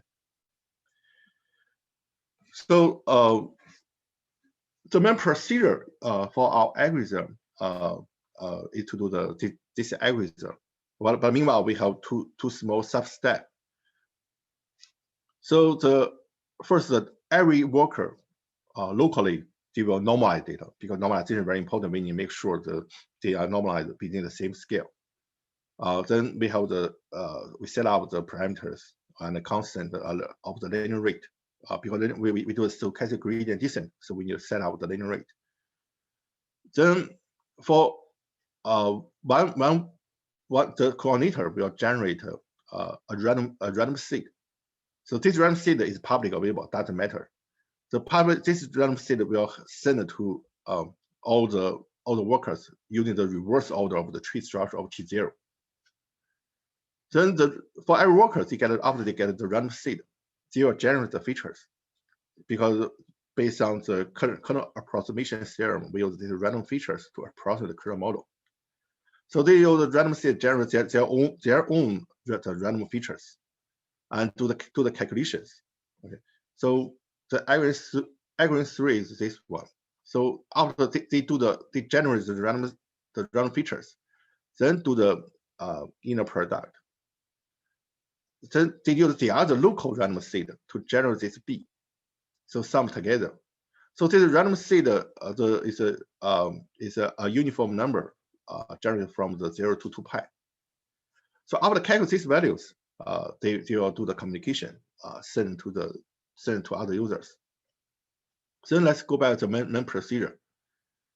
So as active workers, they will collect those information you through the tree structure one by one.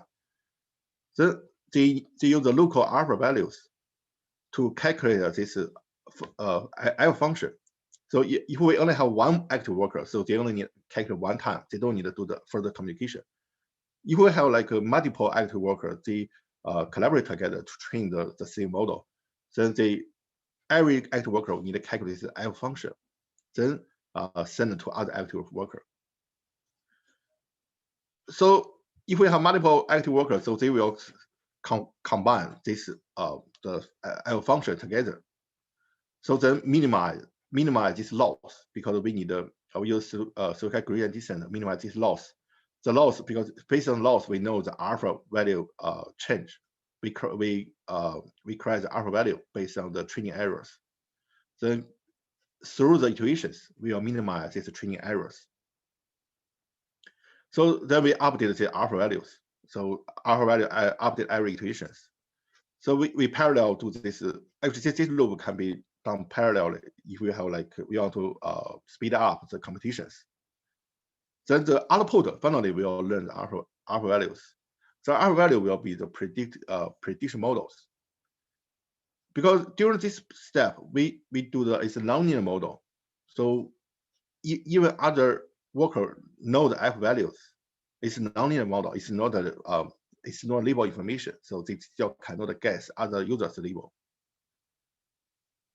So this is the main competition procedure. So we can learn we can train a model. We can train a vertically federated kernel learning model. So this model then can be applied to the prediction for future new users. This model already, when we train this model, we already use all the data information across all users.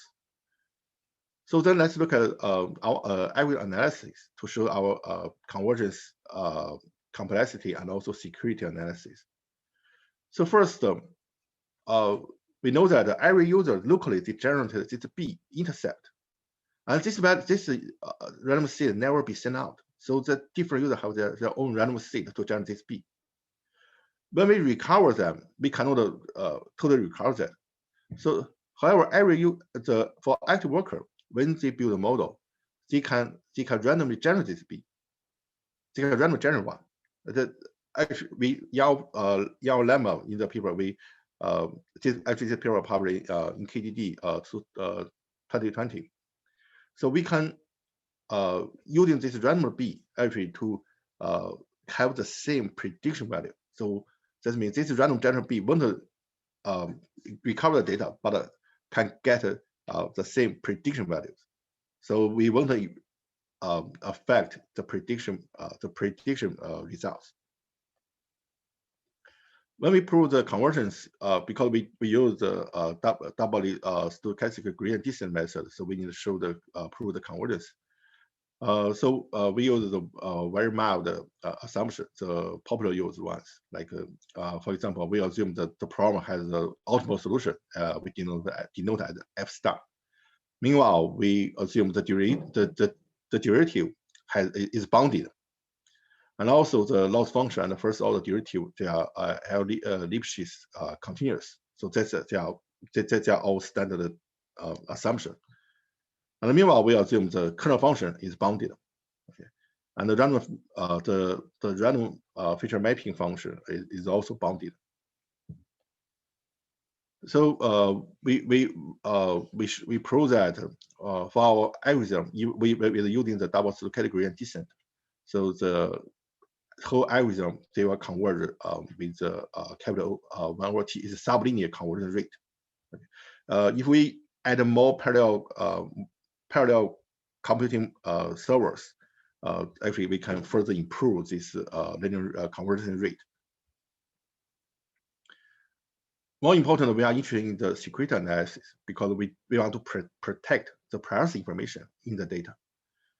So we assume, in our analysis, we assume we have the semi-honest security. So that's mean we do have some users. Every worker will follow protocol to perform credit competition. However, they may return record of intermediate competition results. So they may use literally to infer data of other workers. So we want to protect such problem. We want to avoid such problem. So indeed, that's an inference attack. So the inference attack, that means suppose one worker is a malicious. They want to inference certain feature group belong to other workers. They want to see other people's features. So based on this semi-honest security, actually, we prove that our algorithm can prevent the inference attack. In terms of complexity analysis, for every iteration, our algorithm, the computational complexity is capital DQT. So D is number of dimension, D is number of dimension, Q is number of worker, okay. T is number of iterations. Because when we do the kernel learning for the random feature approximation, every iteration we need to keep the random feature values. So after T iterations, so actually the complexity is related to the T square.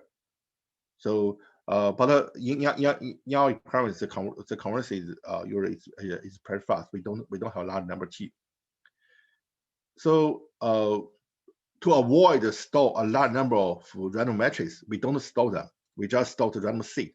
So when we do the prediction, we just use random seed to generate random matrix, the random model, the random parameters, then do the prediction. So we don't need to store the random matrix. Then we have the communication complexity is a QT, and if for one iteration, for total iteration is the QT squared.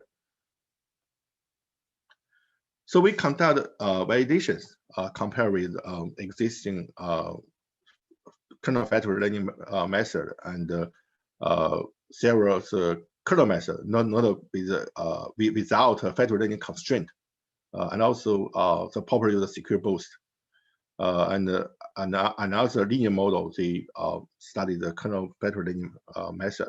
So that's based on different direction. We compare all these methods. We conduct on 8 UCI dataset and the creditor prediction dataset, one from UCI and one from the CAG. So so for all the results, we compare with all the methods to see the testing errors. We can see that our method is green one. Our method converts very fast because we have sublinear conversion rate, convert very fast. Even compare with the other other kernel method without federated learning setup constraint. And we also have pretty good the conversion results. Sometimes have as same as the kernel method without federated learning. Sometimes even better. So because we have better generalization property.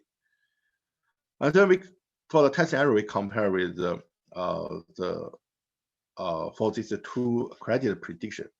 We also get we get good result. So the red values is with the federated learning constraint. So the result, the model has pretty better results. The others, they are the traditional kernel, still they are the kernel method without the federated learning constraint. That's why they can get a very good conversion result. And then we compare, since we use the tree communication, so we compare with other the star-based, this is centralized communication structure, or the ring-based is a decentralized communication structure. We use the tree-based, so we can see that based on the node increase, when we increasing the node, so the tree-based communication indeed is more efficient. Then we also compare with this the SVMA because this one is the previous factory learning vertical factory learning based method. So we compare this one based on when we increase number of instance, we can see that our method is more efficient when we increase the number of instances. So the final comparison to show that our method with all the rest related method in terms of the test error. So that's compared. Actually our method can on all the data set has either beat or comparable results compared to all the other methods. So meanwhile, our method can be combined with the homomorphic encryption. So in this method, when design method, we don't add homomorphic encryption because that's the other layer of protection.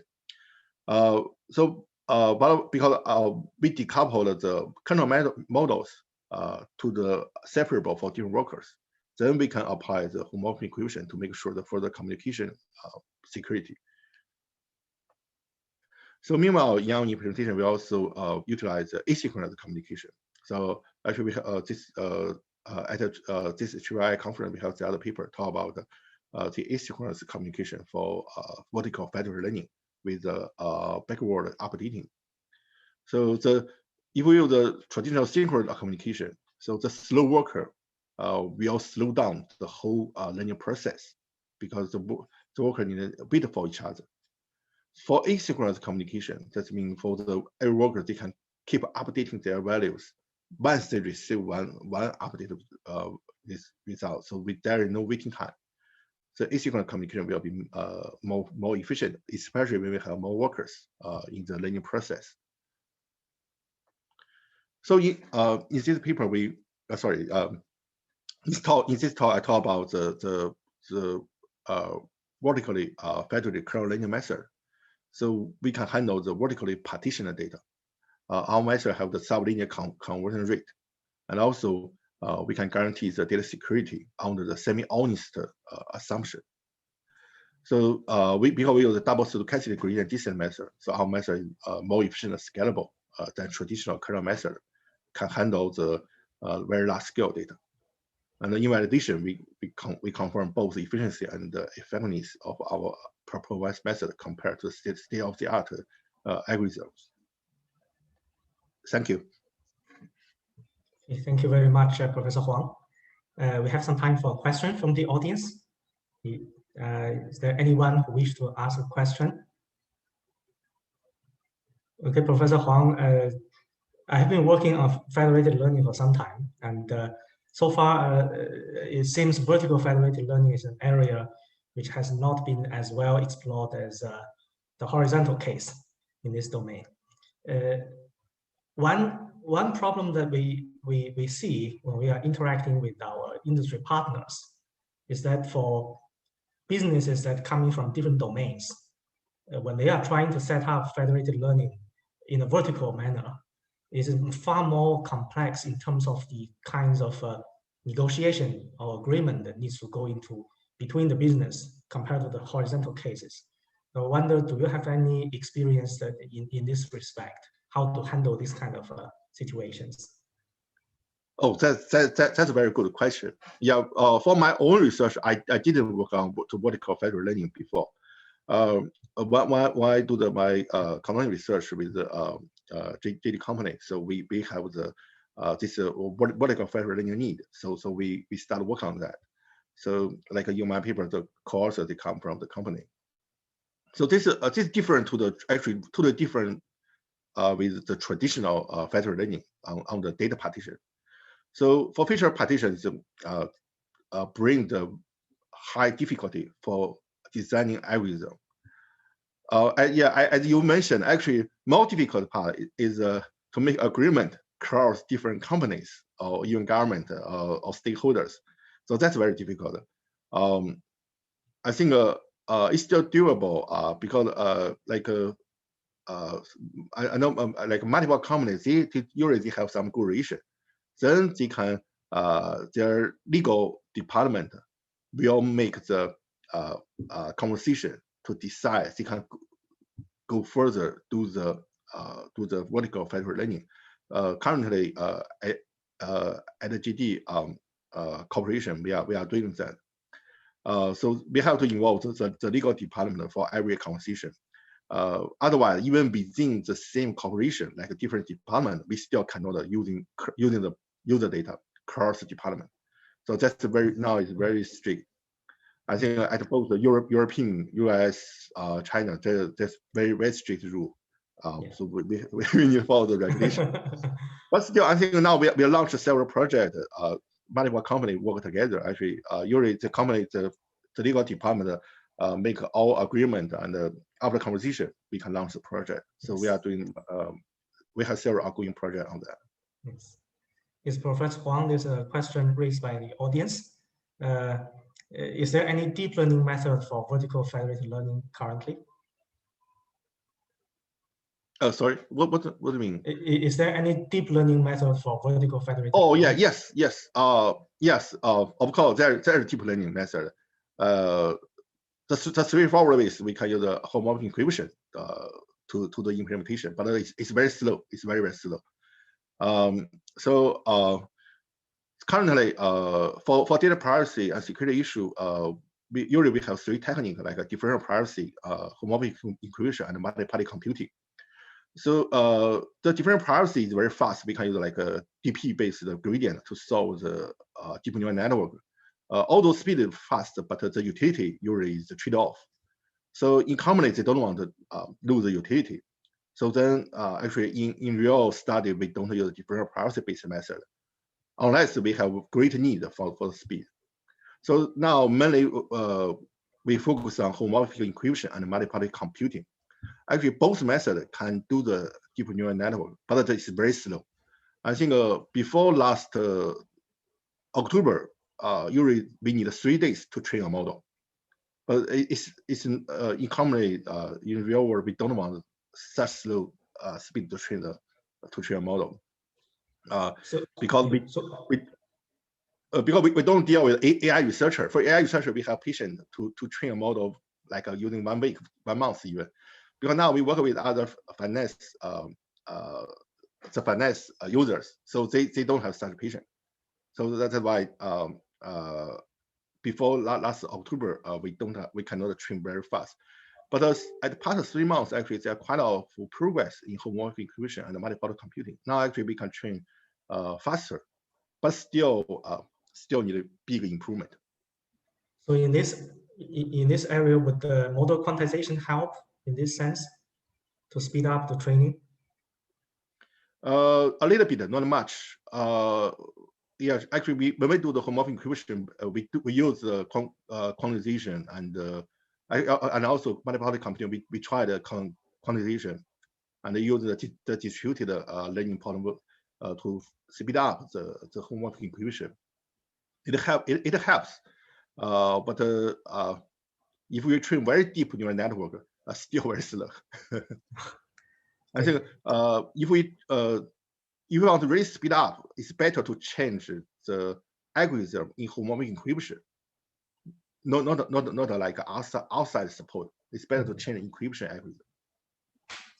Okay. Thank you again, Professor Huang, for a very interesting talk. Thank you.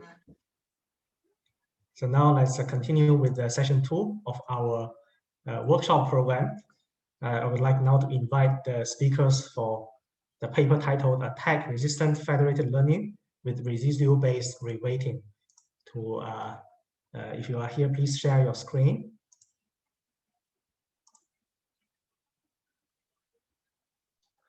Oh, hi guys. Hi, yeah, we can see your screen. Yeah. Okay, please begin. thank you. Thanks. Okay, thank you so much. Hi, the title of the talk is Attack-Resistant Federated Learning with Residual-based Reweighting. Okay, so today I will give 3 parts. The talk is composed of 3 parts. The first one is motivation, and the second part is our method, and the third part is experiments results. Okay, so the first part. Okay, federated learning faces a lot of problems. One of the most important challenge is that it faces the targeted model poisoning. So, for example, you can see from the image here, it's in self-autonomous driving. if the car cannot detect the signs correctly, it will cause a lot of problem. Sorry, it will cause a lot of problems for the self-driving cars. And in our scenario, we are trying to investigate the problem in label flipping attacks. For example, in the image to the right, if the Sibils, the malicious users, train the model with images 1 labeled as 7, and then upload the model to the cloud, to the aggregator, then we will have a big trouble in recognizing the correct label. Okay, so our observations are that the objectives of the poisoner models is different from the honest users. So you can see from the graph to the right, honest users are all going to the center of the green circles, and the malicious users are trying to push the model away from the green center and go to the red zone here. And when the model converges, their objectives is even more obvious. So our intuition is to detect this poisoner objective, and during training, when it's getting more and more obvious, we are trying to eliminate their influence to the model. So here is our method. Our method is consists of 3 parts. The first part is to estimate a robust linear regression, and we use the linear regression as a guidance for our reweighting method. The middle part is the reweighting. We use the residuals to the line estimation as the weights, and then we accumulate the weights for each coordinate, and then to reweight the model as a whole. So the first step of a model is to use a robust linear regression.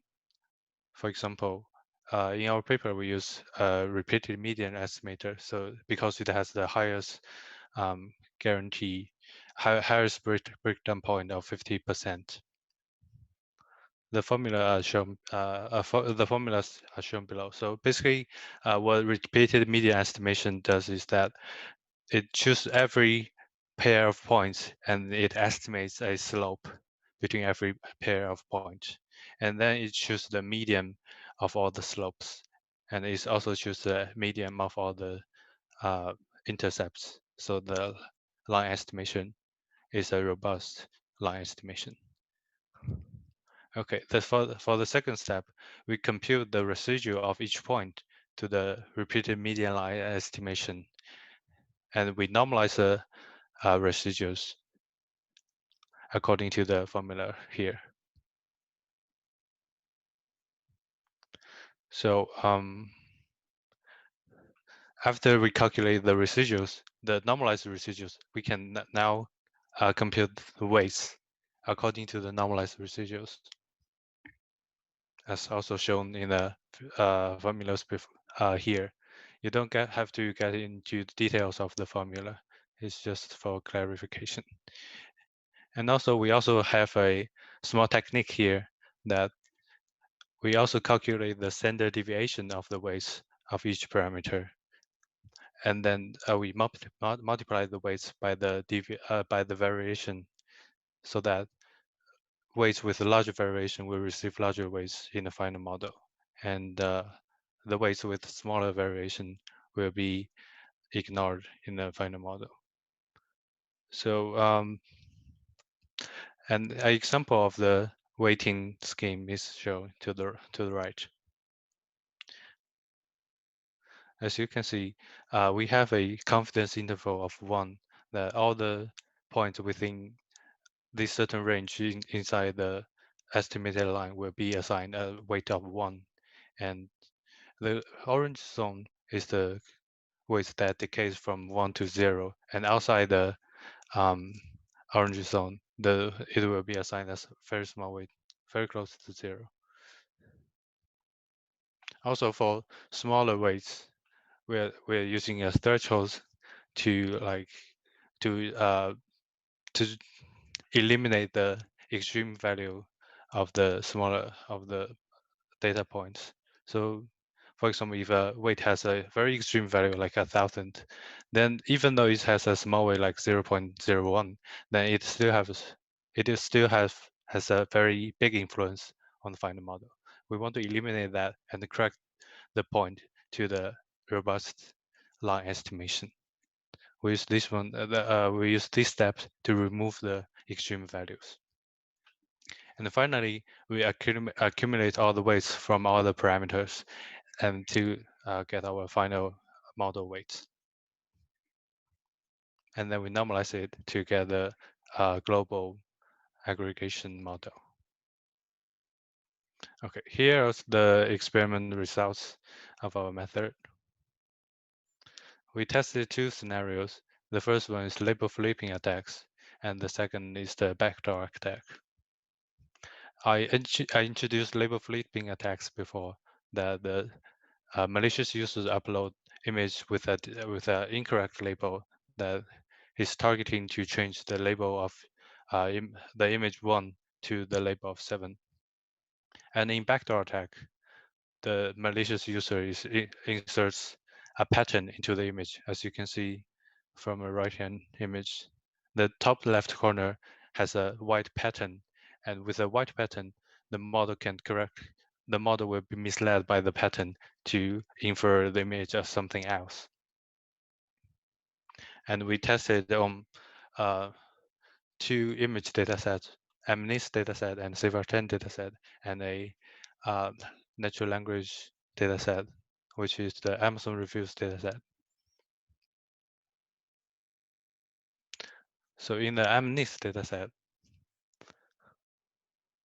our model actually is very robust when the number of attackers increase.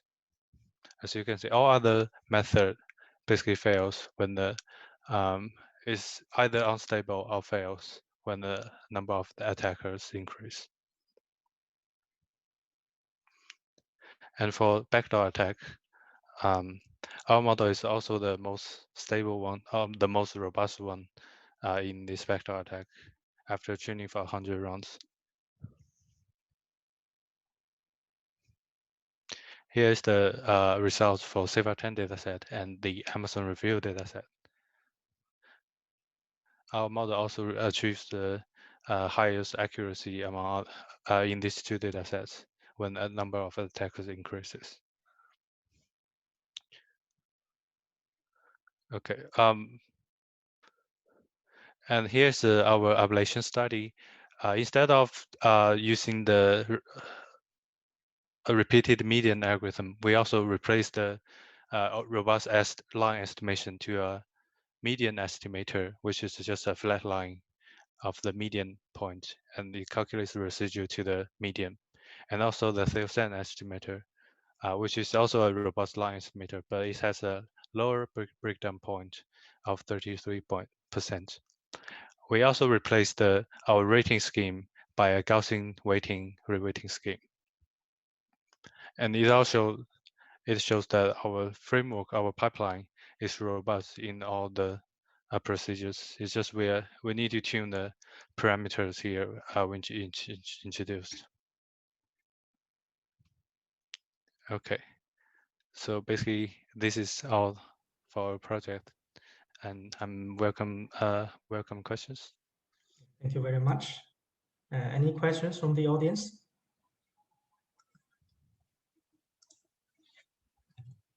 Well, Dr. Fu, I'm trying to understand would your method be when you are trying to capture people that are attacking your model? Would it be considered as something similar as to assessing people's contribution to the performance of the model, or would there be any fundamental difference in that respect? Yeah, our method is trying to basically assign weights to how you perform based on like how similar you are to the public. Basically, it's like so you can see from here, if you're lying within the green zone, then you're considered a good performer. And so if you're comparing to the public, would that be relying on the assumption that the majority of the participants would be behaving normally? Yeah, we do align. We do assume that most of the actually more than 50% of the users are benign users. Okay, thanks. Thank you. Okay, thank you again. Mm-hmm. Now we can move on to the second talk for our session.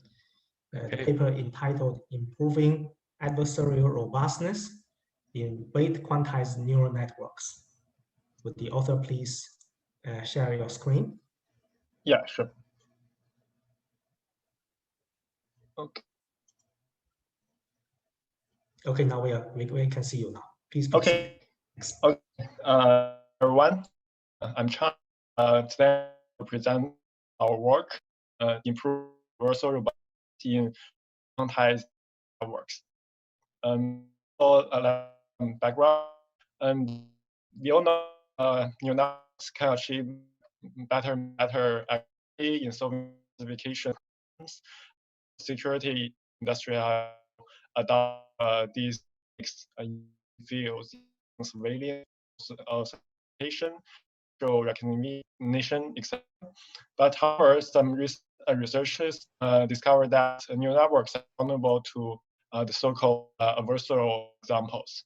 So that's a very big concern, and we need to look into details.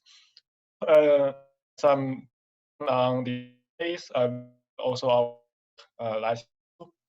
The decision is actually a vector space where all samples lie in. So it's actually we input space space.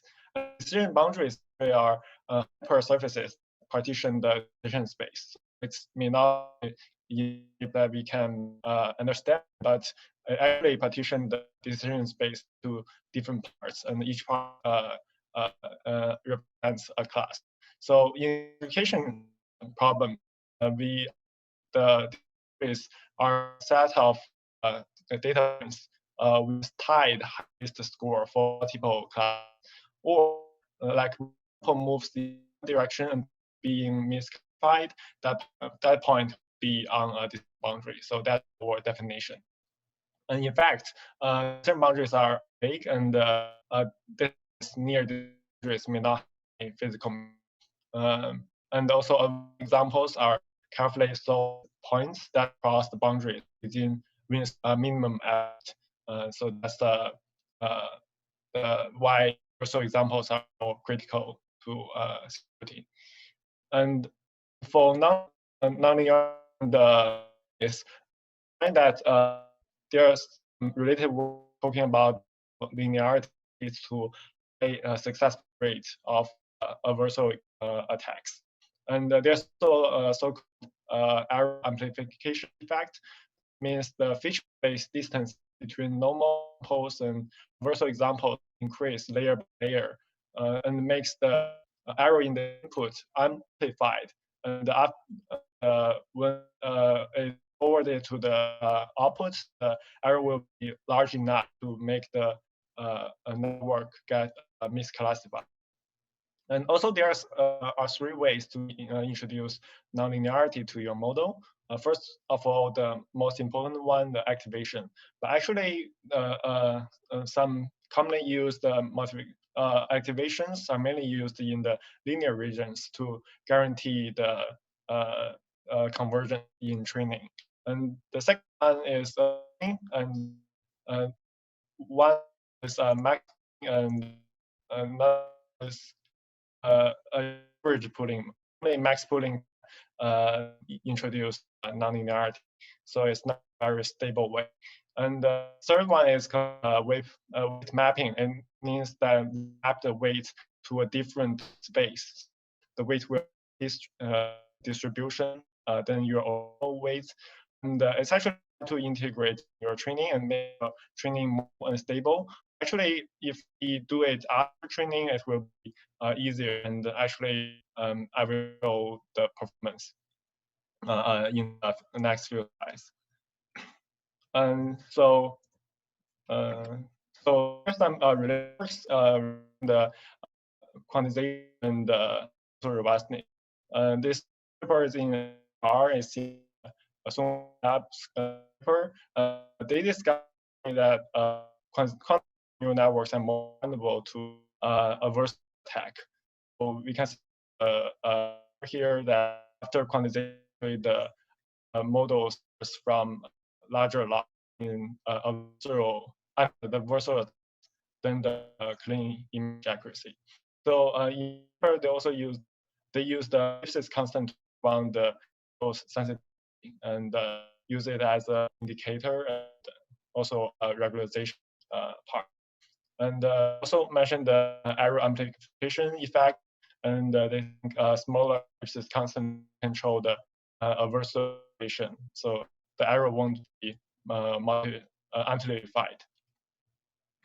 So here's our motivation. I think the difference in output of specific can be formalized as the first part is called quantized weight. We think it's add the W to the original weight, and the universal input we can regard it as adding delta X to the original input. So the results of this both the output regarding both quantization and adversarial and the difference between this and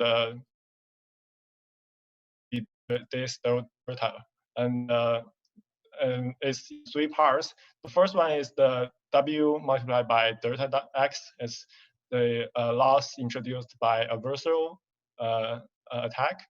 And the second part is the quantization loss is introduced by the uncertainty in your weight. And the third part is actually the combination of both. But this part is very small, consider it in our work. So for adversarial loss, we can measure it by the accuracy drop under different kinds of adversarial attacks. But for quantization loss, it actually depends on both your weights and your inputs. So it's like more dependent on two different variables. So we need actually an input independent criterion to evaluate the quantization process. And here is another definition of the error amplification effect. And it says the small residual prediction is amplified to larger magnitude of finally to a wrong prediction. And also here gives the equation of the ellipsis constant of the delta W. So we want to, instead of measuring the magnification amplification effect of the original weight, we want to see how will the difference in the weight introduced by the quantization process will have any effect on your work. So here's some initial results. We find that comparing to vanilla and also based training method, the adversarial training method is actually more vulnerable to quantization. Here we can see from these two figures, one on MNIST and one on Cypher 10, like both in 3-bit quantization, adversarial actually suffers a lot from this quantization process. The accuracy drops more than the other two models. So that's why we want to focus in focus on this question and want to regain the accuracy of this adversarial model as high as possible. So so we find that the margin between samples the decision boundary is needed for the process. And in the previous slide, we find boundary training like more margin tolerance to quantization process. The quantization actually alter your decision boundary, the placement of your boundary, and this boundary-based training actually gives more space to tolerate such quantization error. And there's also some problems with training. Actually have worse performance against box attacks, black box attacks. Actually, the box attacks are more fatal, but relatively speaking, the web attacks are easier to defend than the box attacks. And also, black box attacks need larger strength, down the accuracy. And also, the adversarial doesn't cooperate well with other techniques, such as quantization-aware training or regularization, both with or without quantization. So that's mainly because the object function rules are different or in opposite directions. That's the problems we need to solve during our work. And here, we will introduce by learning. Originally, is to define adversarial attack, but here we use it as a quantization error for work, and it includes different parts. First, just train a net, and then we some sample from the set. We direction margin information from this vanilla mode and get all the information, and we try to generate examples and add these examples back to the training data set and do the retraining. And selection method is mentioned here. Actually, if examples are close to the boundaries, we will generate more examples to add to the training set to make the margin like larger. And for like already larger margins, will generate less examples and add them to the training data set. So that's the part. We also implement linear method adopt from value communication, mainly to say bandwidth through the S. And here is the function shows the transmission signal. And on the upper right figure, it shows the curvature of the this function. You can see if the mu value is larger, the curve is actually larger. And here, actually regard the perturbation as and means high SNR means original components like signals or original weights actually more significant and noise. And so also to discuss how to compare the combine the mapping with part. The polling with non-linear mappings won't interference to your training other training techniques. So it's a very friendly method. And which layer to map actually involves a discussion about increased nonlinearity versus frequency loss. We map all the layers to different actually harmony and to random gap. So here we only to the final layers like the layers because it's more like the classifiers of your model. And in the evolutional layers, only the more like the feature structures. We don't want to harm this part. So we think the adversarial predictions have large impact on the decision making than the feature extraction. Only the layers. So the experimental settings and we can see models and kinds of adversarial non-effects. We use weightation only do training. For nonlinear mapping, we map the last layers for the layer and last 3 layers. Here we can see figure here the last of the Stefan model. Before mapping the weight shape, the histogram more like a shaped distribution, and after map it's like distributed more far away from 0, so it makes the weight a larger value than before. So for a result, so many numbers.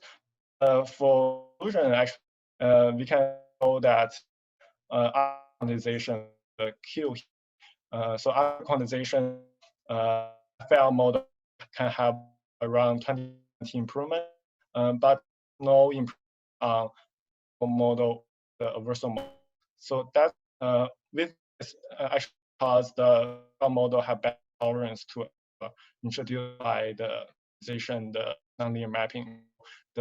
It have more to tolerate your other methods, so the accuracy is better than the other. So for black box accuracy, actually the same robustness after the nonlinear mappings.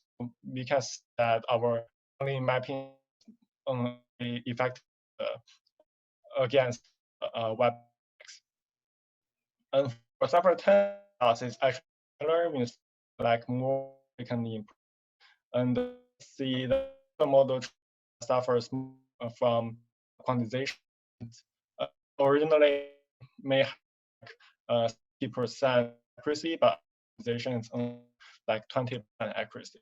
And for box also attack, actually also some increment in mode. Like for the model, it will have a larger increment. And also compared to the Amnes model, and that mapping the 3 layers may introduce non-linearity model. So the results is like better and more significant improvement. For the study, we increase the mu value, and we can that the linearity robustness, and see that for so the accuracy can have somewhat increased here, but for like non-adverse accuracy, the accuracy stays the same as before. So we can say that the value actually help with adversarialness, and they actually align with our ethical assumption. And we try to the result the ellipsis.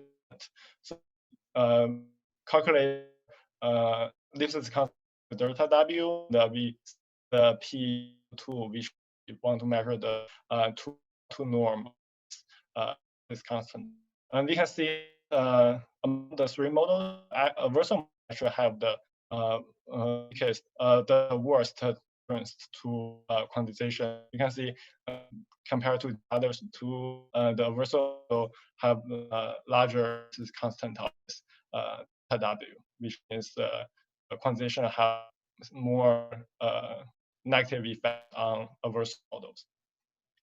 So in conclusion, the adversarial neural actually to us, and we analyze both losses, adversarial and losses, and with criteria for these two, and we propose a solution to minimize those losses, and the result shows that our method is effective and is actually can improve the accuracy against different adversarial effects, and in this data set.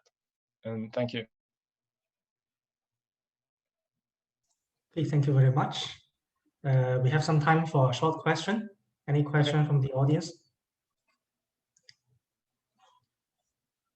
Well, Dr. Song, I've worked on federated quantization for some time, and based on our collaboration with our industry partners, it seems quantization is most important when you are facing, when you're trying to train a very large model, especially in federated learning. So I wonder, how big is the model that you have tried your approach on? Like in this paper, the largest model I try is the wide ResNet 32. It's actually 32 layers, and it's a ResNet model. Okay. Yeah. Yeah. Okay. Okay. Thank you again. Okay. Thank you. Let's have a short break of 5 minutes. We'll come back in 5 minutes time to continue our third session. Thank you very much.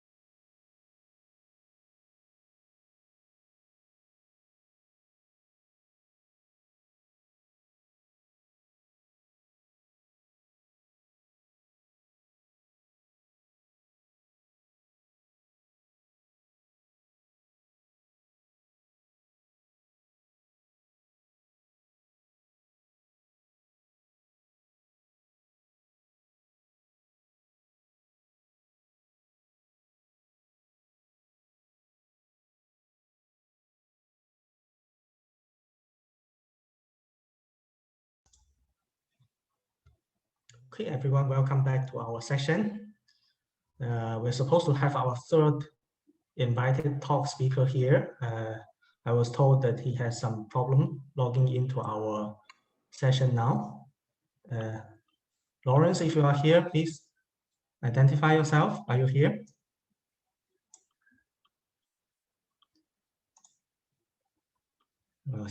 Seems our third invited talk speaker is not here yet.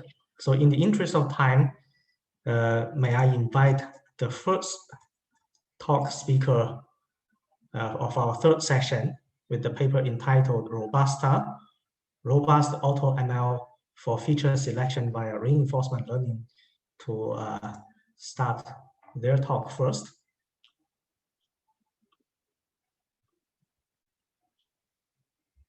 All right, can everyone see the slide and hear me? Yes, thanks. Please proceed. Okay. Hey, good morning, good afternoon, good evening, everyone. I'm Xiaoyang from AIUC. Today, I'm going to talk about our work, Robust Auto ML for Feature Selection by Reinforcement Learning. So currently, we have many works try to improve the robustness of neural networks against adversarial attacks. For example, we have adversarial training, certified robustness, and randomized smoothing.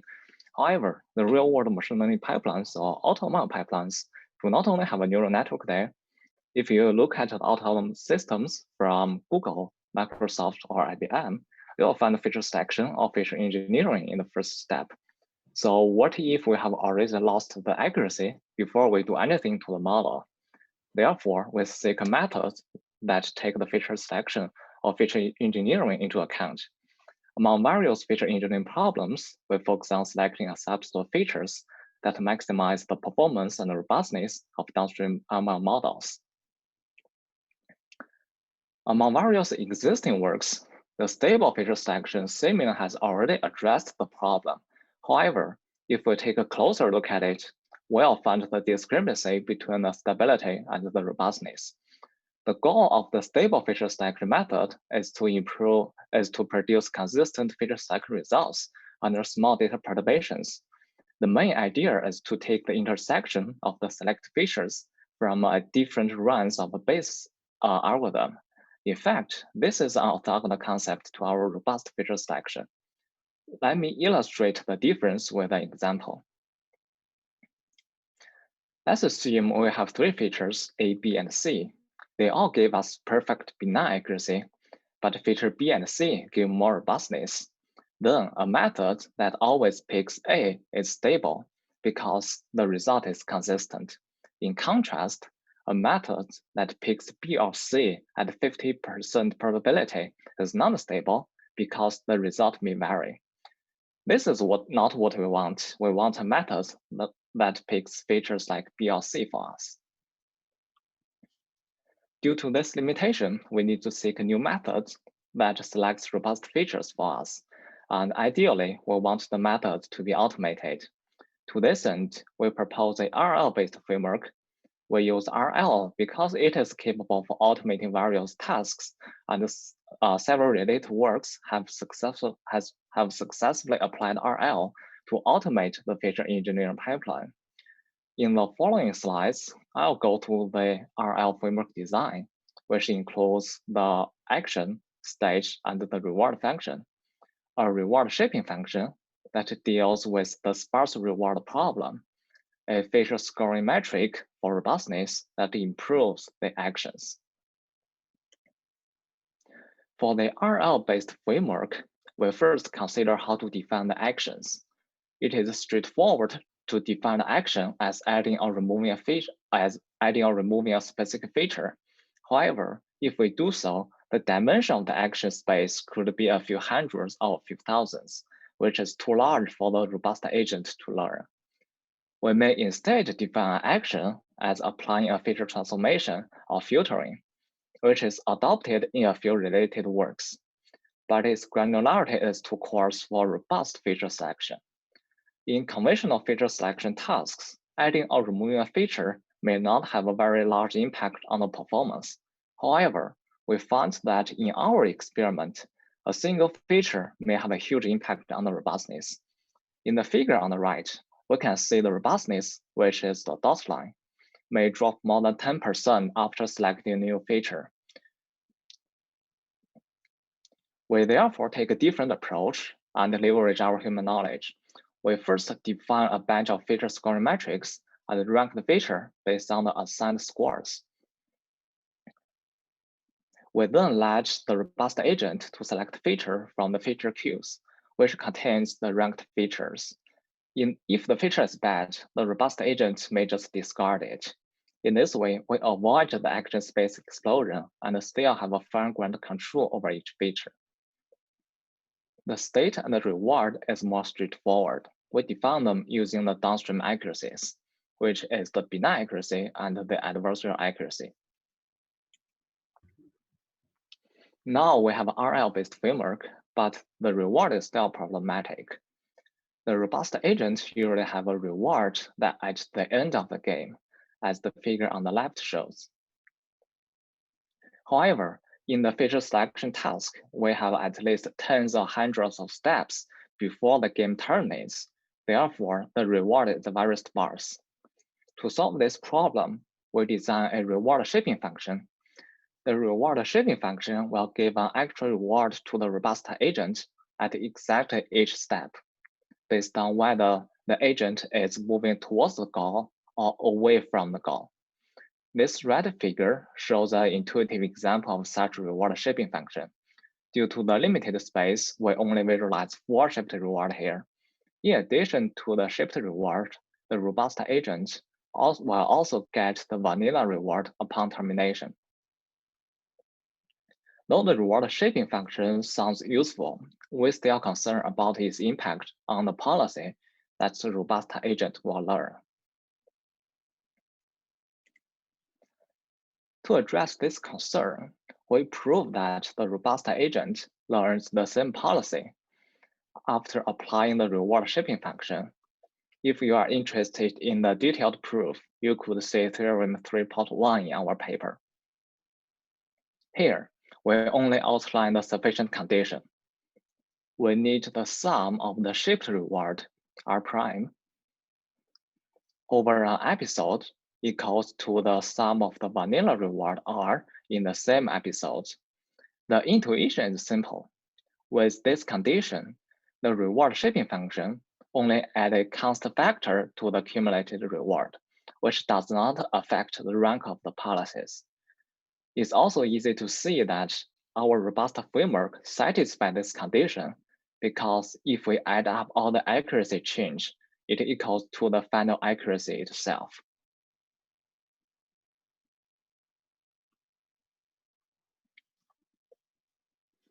After fixing the reward function, we consider how to improve the efficiency of the robusta by selecting useful feature scoring metrics. There are many existing feature scoring metrics for benign accuracy. We select mutual information score, F-score, and the decision tree score. However, existing feature scoring methods does not work very well for adversarial accuracy. This figure shows the performance and the robustness change when we use existing feature scoring method to select features. As you can see, the accuracy, which is the solid line, goes up well, but the robustness, which is dotted line, is far from satisfactory. To solve this issue, we propose a new feature scoring method for adversarial accuracy based on a feature attribution method called integrate gradient.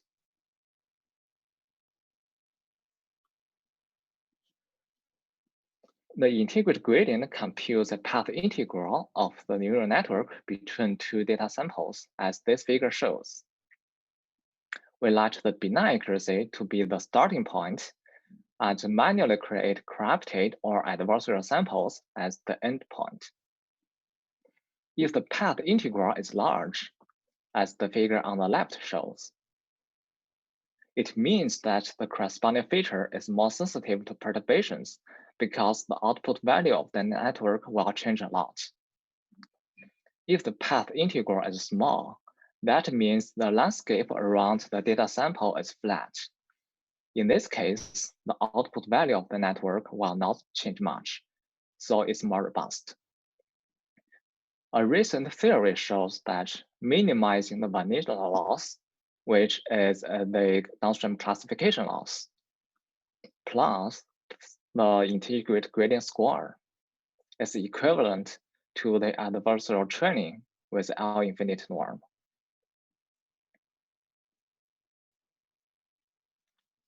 To verify our idea, we conduct a simple experiment. In this experiment, we use MNIST dataset and prepare a set of adversarial samples. We then rank the features based on their average integrated gradient score. Next, we manually remove the adversarial perturbations from high score features. The solid line in figure A shows the proportion of adversarial samples become benign after removing the perturbations from the top K high score features. As we can see, removing the perturbation from around 40 features is enough for more than 90% adversarial samples to become benign. Additional ablation study shows that the proportion is much lower if we replace the top K high score features by random features or low score features. Now let's do a quick recap before seeing the experimental result. We let the Robustness agent to select features according to the feature scoring metrics. We have different metrics for performance and robustness. The state of the action, the state of the agent is the accuracy on benign and adversarial samples. The reward is the accuracy change if the episode does not terminate. When the game terminates, the robust agent will get the accuracy on termination as the reward. We also have two practical considerations. If we select a feature that significantly decreases the accuracy, the robust agent will delete the bad feature and cancel the action. If the average reward over the past 5 steps is negative, the framework will terminate. In the experiment, we assume the feature engineering is invisible to adversary because it is a separate step from the model deployment. Therefore, we consider transferable adversarial sample generated by a surrogate model trained with full features. The adversarial samples will go through the feature engineering pipeline before applying to the actual model. For the competitors, we used the stable feature selection algorithms from sklearn, LaSalle, concrete autoencoder, which is another automated feature engineering method. Table 1 shows the benign accuracy of each method on different datasets. We can see that Robusta is close to other methods except for the stable feature selection. We leave the MNIST and the CFAR entries of the stable feature selection column blank because the algorithm does not converge after 12 hours of running. However, in table 2, we can see that the stable feature selection algorithm yields poor robustness. In contrast, our method outperforms all the others. But from these two tables, it's hard to draw a conclusion because none of the methods dominates both sides. So we compare their average accuracy and the trade-off ratio between the performance and robustness. For these two tables, we can see that our method has the highest average accuracy and the best trade-off ratios. A good trade-off ratio means that the feature selection method achieves a balance between the performance and robustness instead of leaning towards one of them. Now we can conclude this work. We define the feature selection, or we found that the feature selection does have impact on the downstream ML model's robustness, and our method mitigates the negative impact by selecting robust and usable features. All right, this is the end of the presentation. Questions are welcomed. Thank you very much. Any questions from the audience? I see one of the audiences have raised his hand. Would you like to ask a question?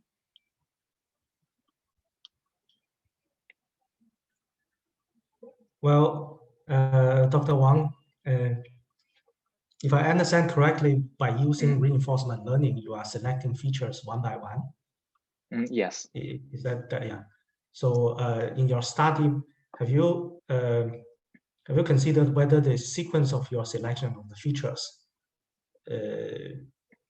has any influence on the perceived performance of the final model you obtain? Well, currently, from our model, I think it will have some impact, but we haven't yet investigated it very deeply. Currently, we only care about the performance after applying a feature to it. If it's not good, we just discard the feature. So we have seen some work before. I think Professor Dong Song also has a lot of work in this respect, which is focused on using Shapley model as a way to investigate different sequences of combining features or participants together to see the various performance of the resulting model obtained. Maybe that's something that you can consider later. Yeah, that is actually very interesting and important. Thanks for sharing this point. Thanks. We're still waiting for our keynote speaker, Lawrence, to log into our Zoom session. Lawrence, are you here yet? Seems he's still not here. Okay. So in that case, we can proceed to the last talk of our session first, where we are waiting for our keynote speaker to log in. So the presenters have sent me the video to be played. So I will share the video first, and later on, after the video, some of the co-authors will be present to answer questions. Let me share my screen.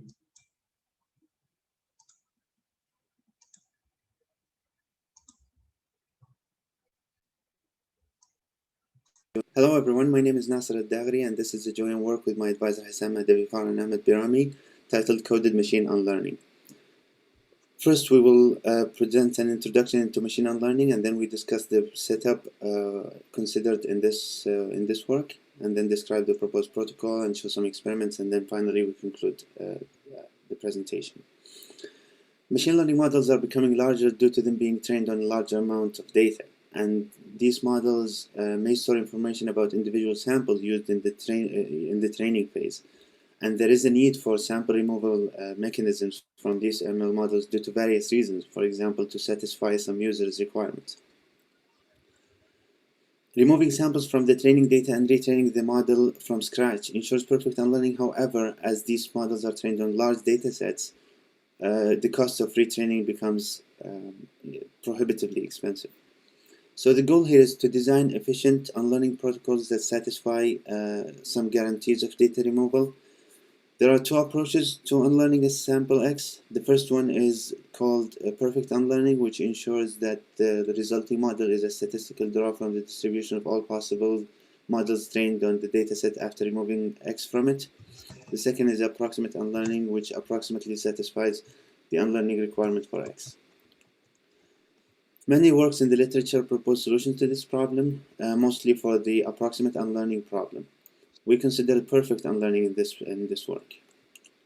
So the most recent work on machine unlearning, the perfect machine unlearning, was presented in 2020, and it takes advantage of an ensemble of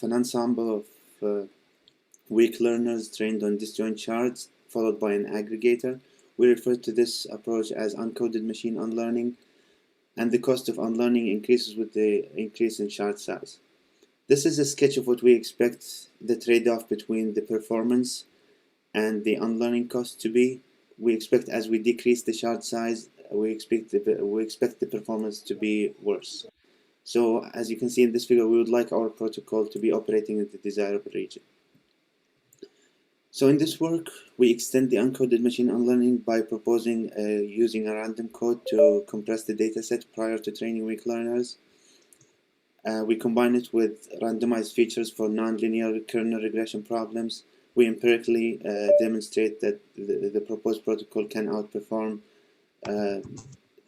the uncoded unlearning in terms of performance-cost trade-off, and then discuss some intuitions behind the protocol's behavior. For regression problems, we have a dataset xy of n IID samples, and the goal is to find a function f star that minimizes a loss function, which is the typical L2 loss in regression problems, plus some regularization term. Kernel regression can be used to describe a function f star. However, as n increases, which is the number of samples, kernel methods are expensive to implement. Rahimi and Recht in their classic work in 2007 provided a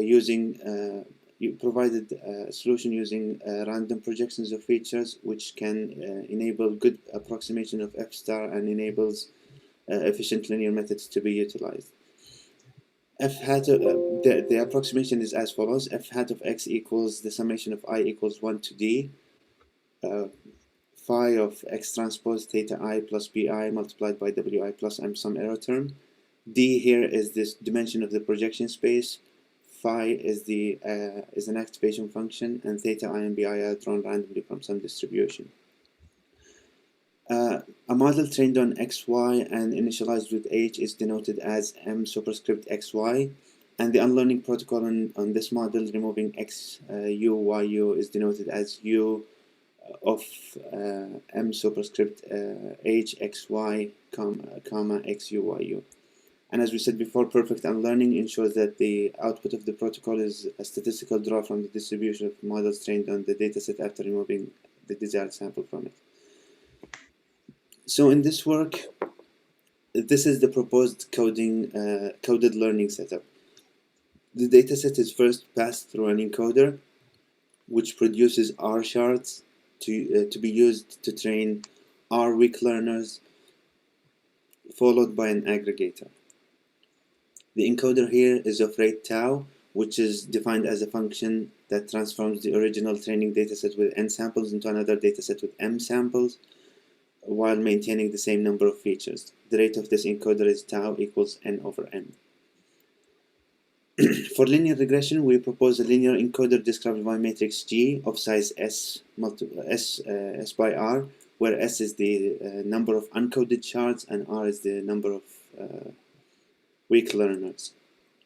The resulting model for each of the weak learners is Wj. G is a tall matrix generated as a random binary matrix with non-zero density rows such that two conditions are met. The first one is G is a full rank matrix, which ensures that each of the weak learners is trained on a unique shard, and the other one is each row of G should have at least one non-zero element, which ensures that all the samples are used in training this ensemble model. The density of the matrix G is directly related to the average unlearning cost.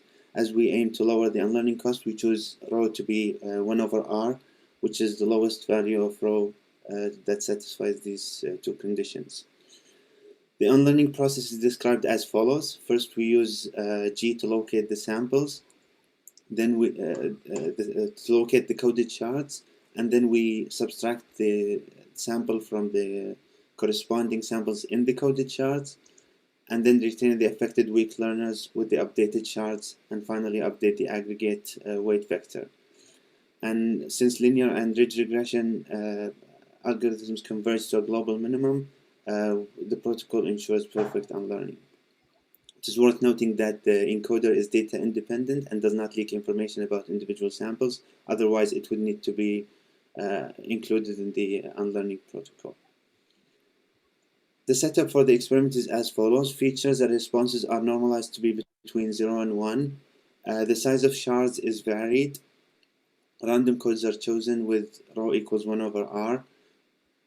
The performance is measured as the average MSE, while the unlearning cost is measured as the average retraining time. When we utilize random projections, we use the following parameters.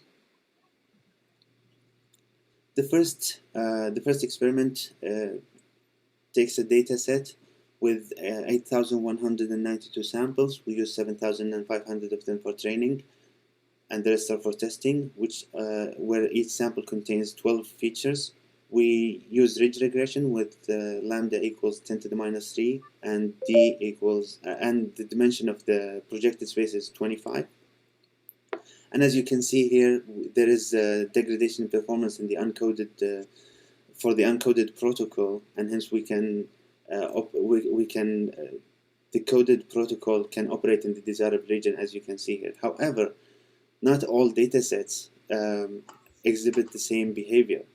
For example, this dataset with 9,568 samples, where we used 9,000 of them for training and the rest for testing, and 4 original features.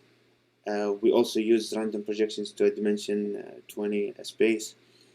The uncoded protocol does not experience any significant degradation in performance as we decrease the unlearning cost. However, as you can see in this figure, the coded unlearning does not perform worse than the uncoded unlearning. So it performs on par with the uncoded unlearning.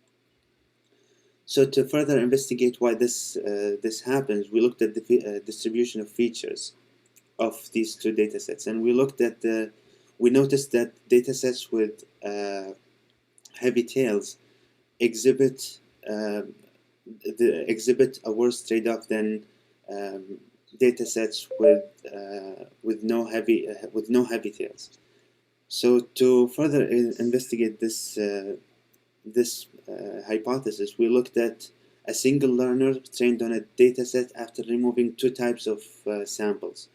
The first type is called outlier samples, which are the samples that are located at the tails of the feature distribution, and the other one is inlier samples, which are the samples that are located near the median. And we can see that removing outlier samples has a more detrimental effect than removing inlier samples, as you can see here for the previous 2 datasets. To further test this hypothesis, we looked at the log normal distribution, which gives you 2 parameters to control, mu and sigma square. Sigma square controls the heavy-tailedness of the distribution. So we fixed mu and we varied sigma square, and we generated a synthetic data set of size 25,000, where we used 23,000 of them for training and the rest for testing. And as you can see, as we increase the value of sigma square, the trade-off for the uncoded scenario becomes worse, and we can see that the coded protocol outperforms the uncoded protocol. The inlier versus outlier experiment is shown here, and you can see the same kind of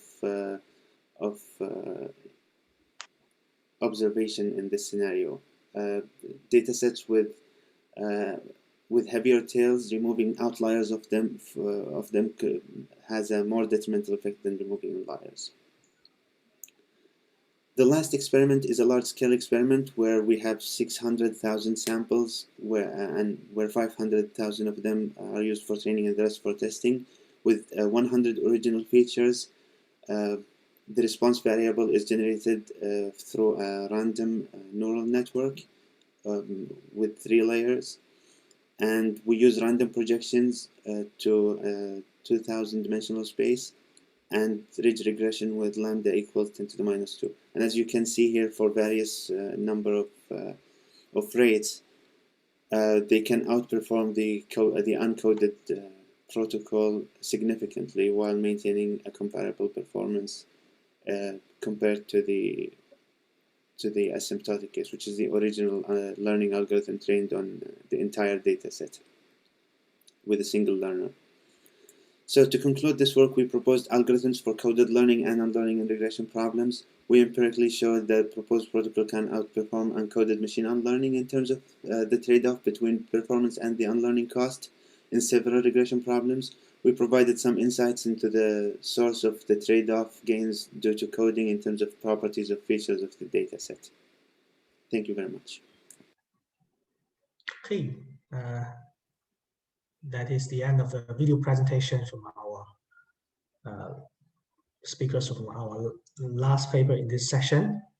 Is any of the co-authors available now for Q&A? Yeah. Okay. Yeah.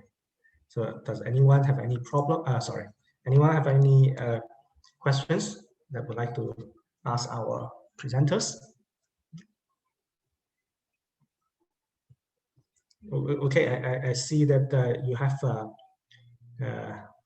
proposed the unlearning algorithm for regression problems.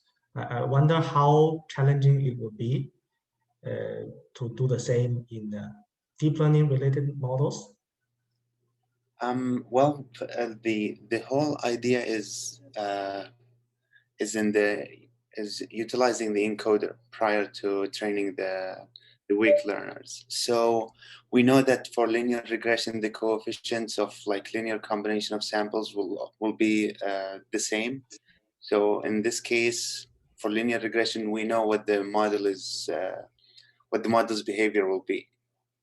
However, for deep learning, we haven't looked into it like in more details, but we expect it to require some kind of modification in the encoder part of the protocol.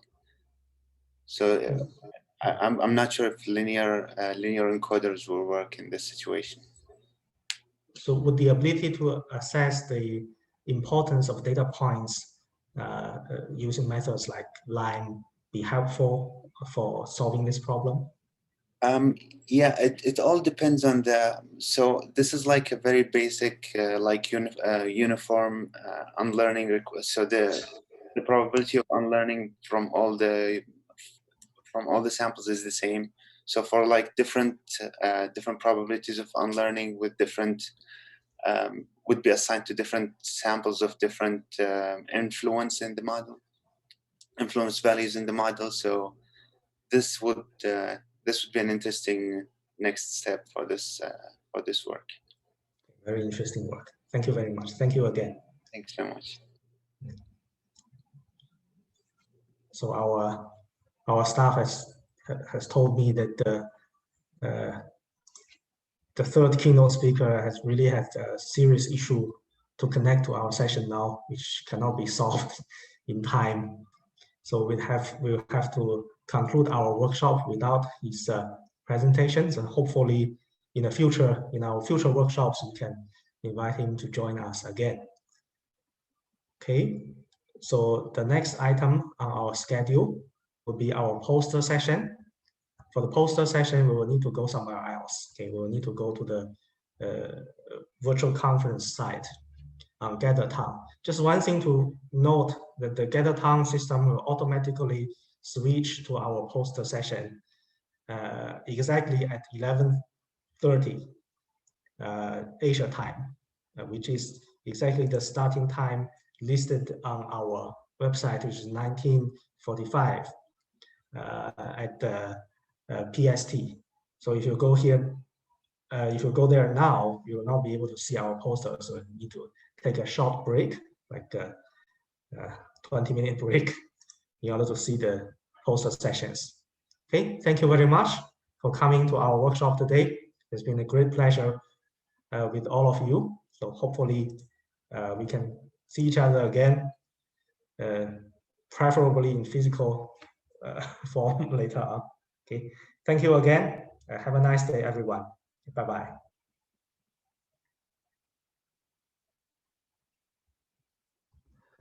Sorry, I have a question.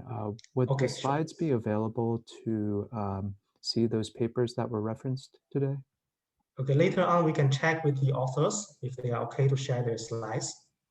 We have also recorded the session following instructions from AAAI. So later on we will see how we can, what we should do with the video recording of the session.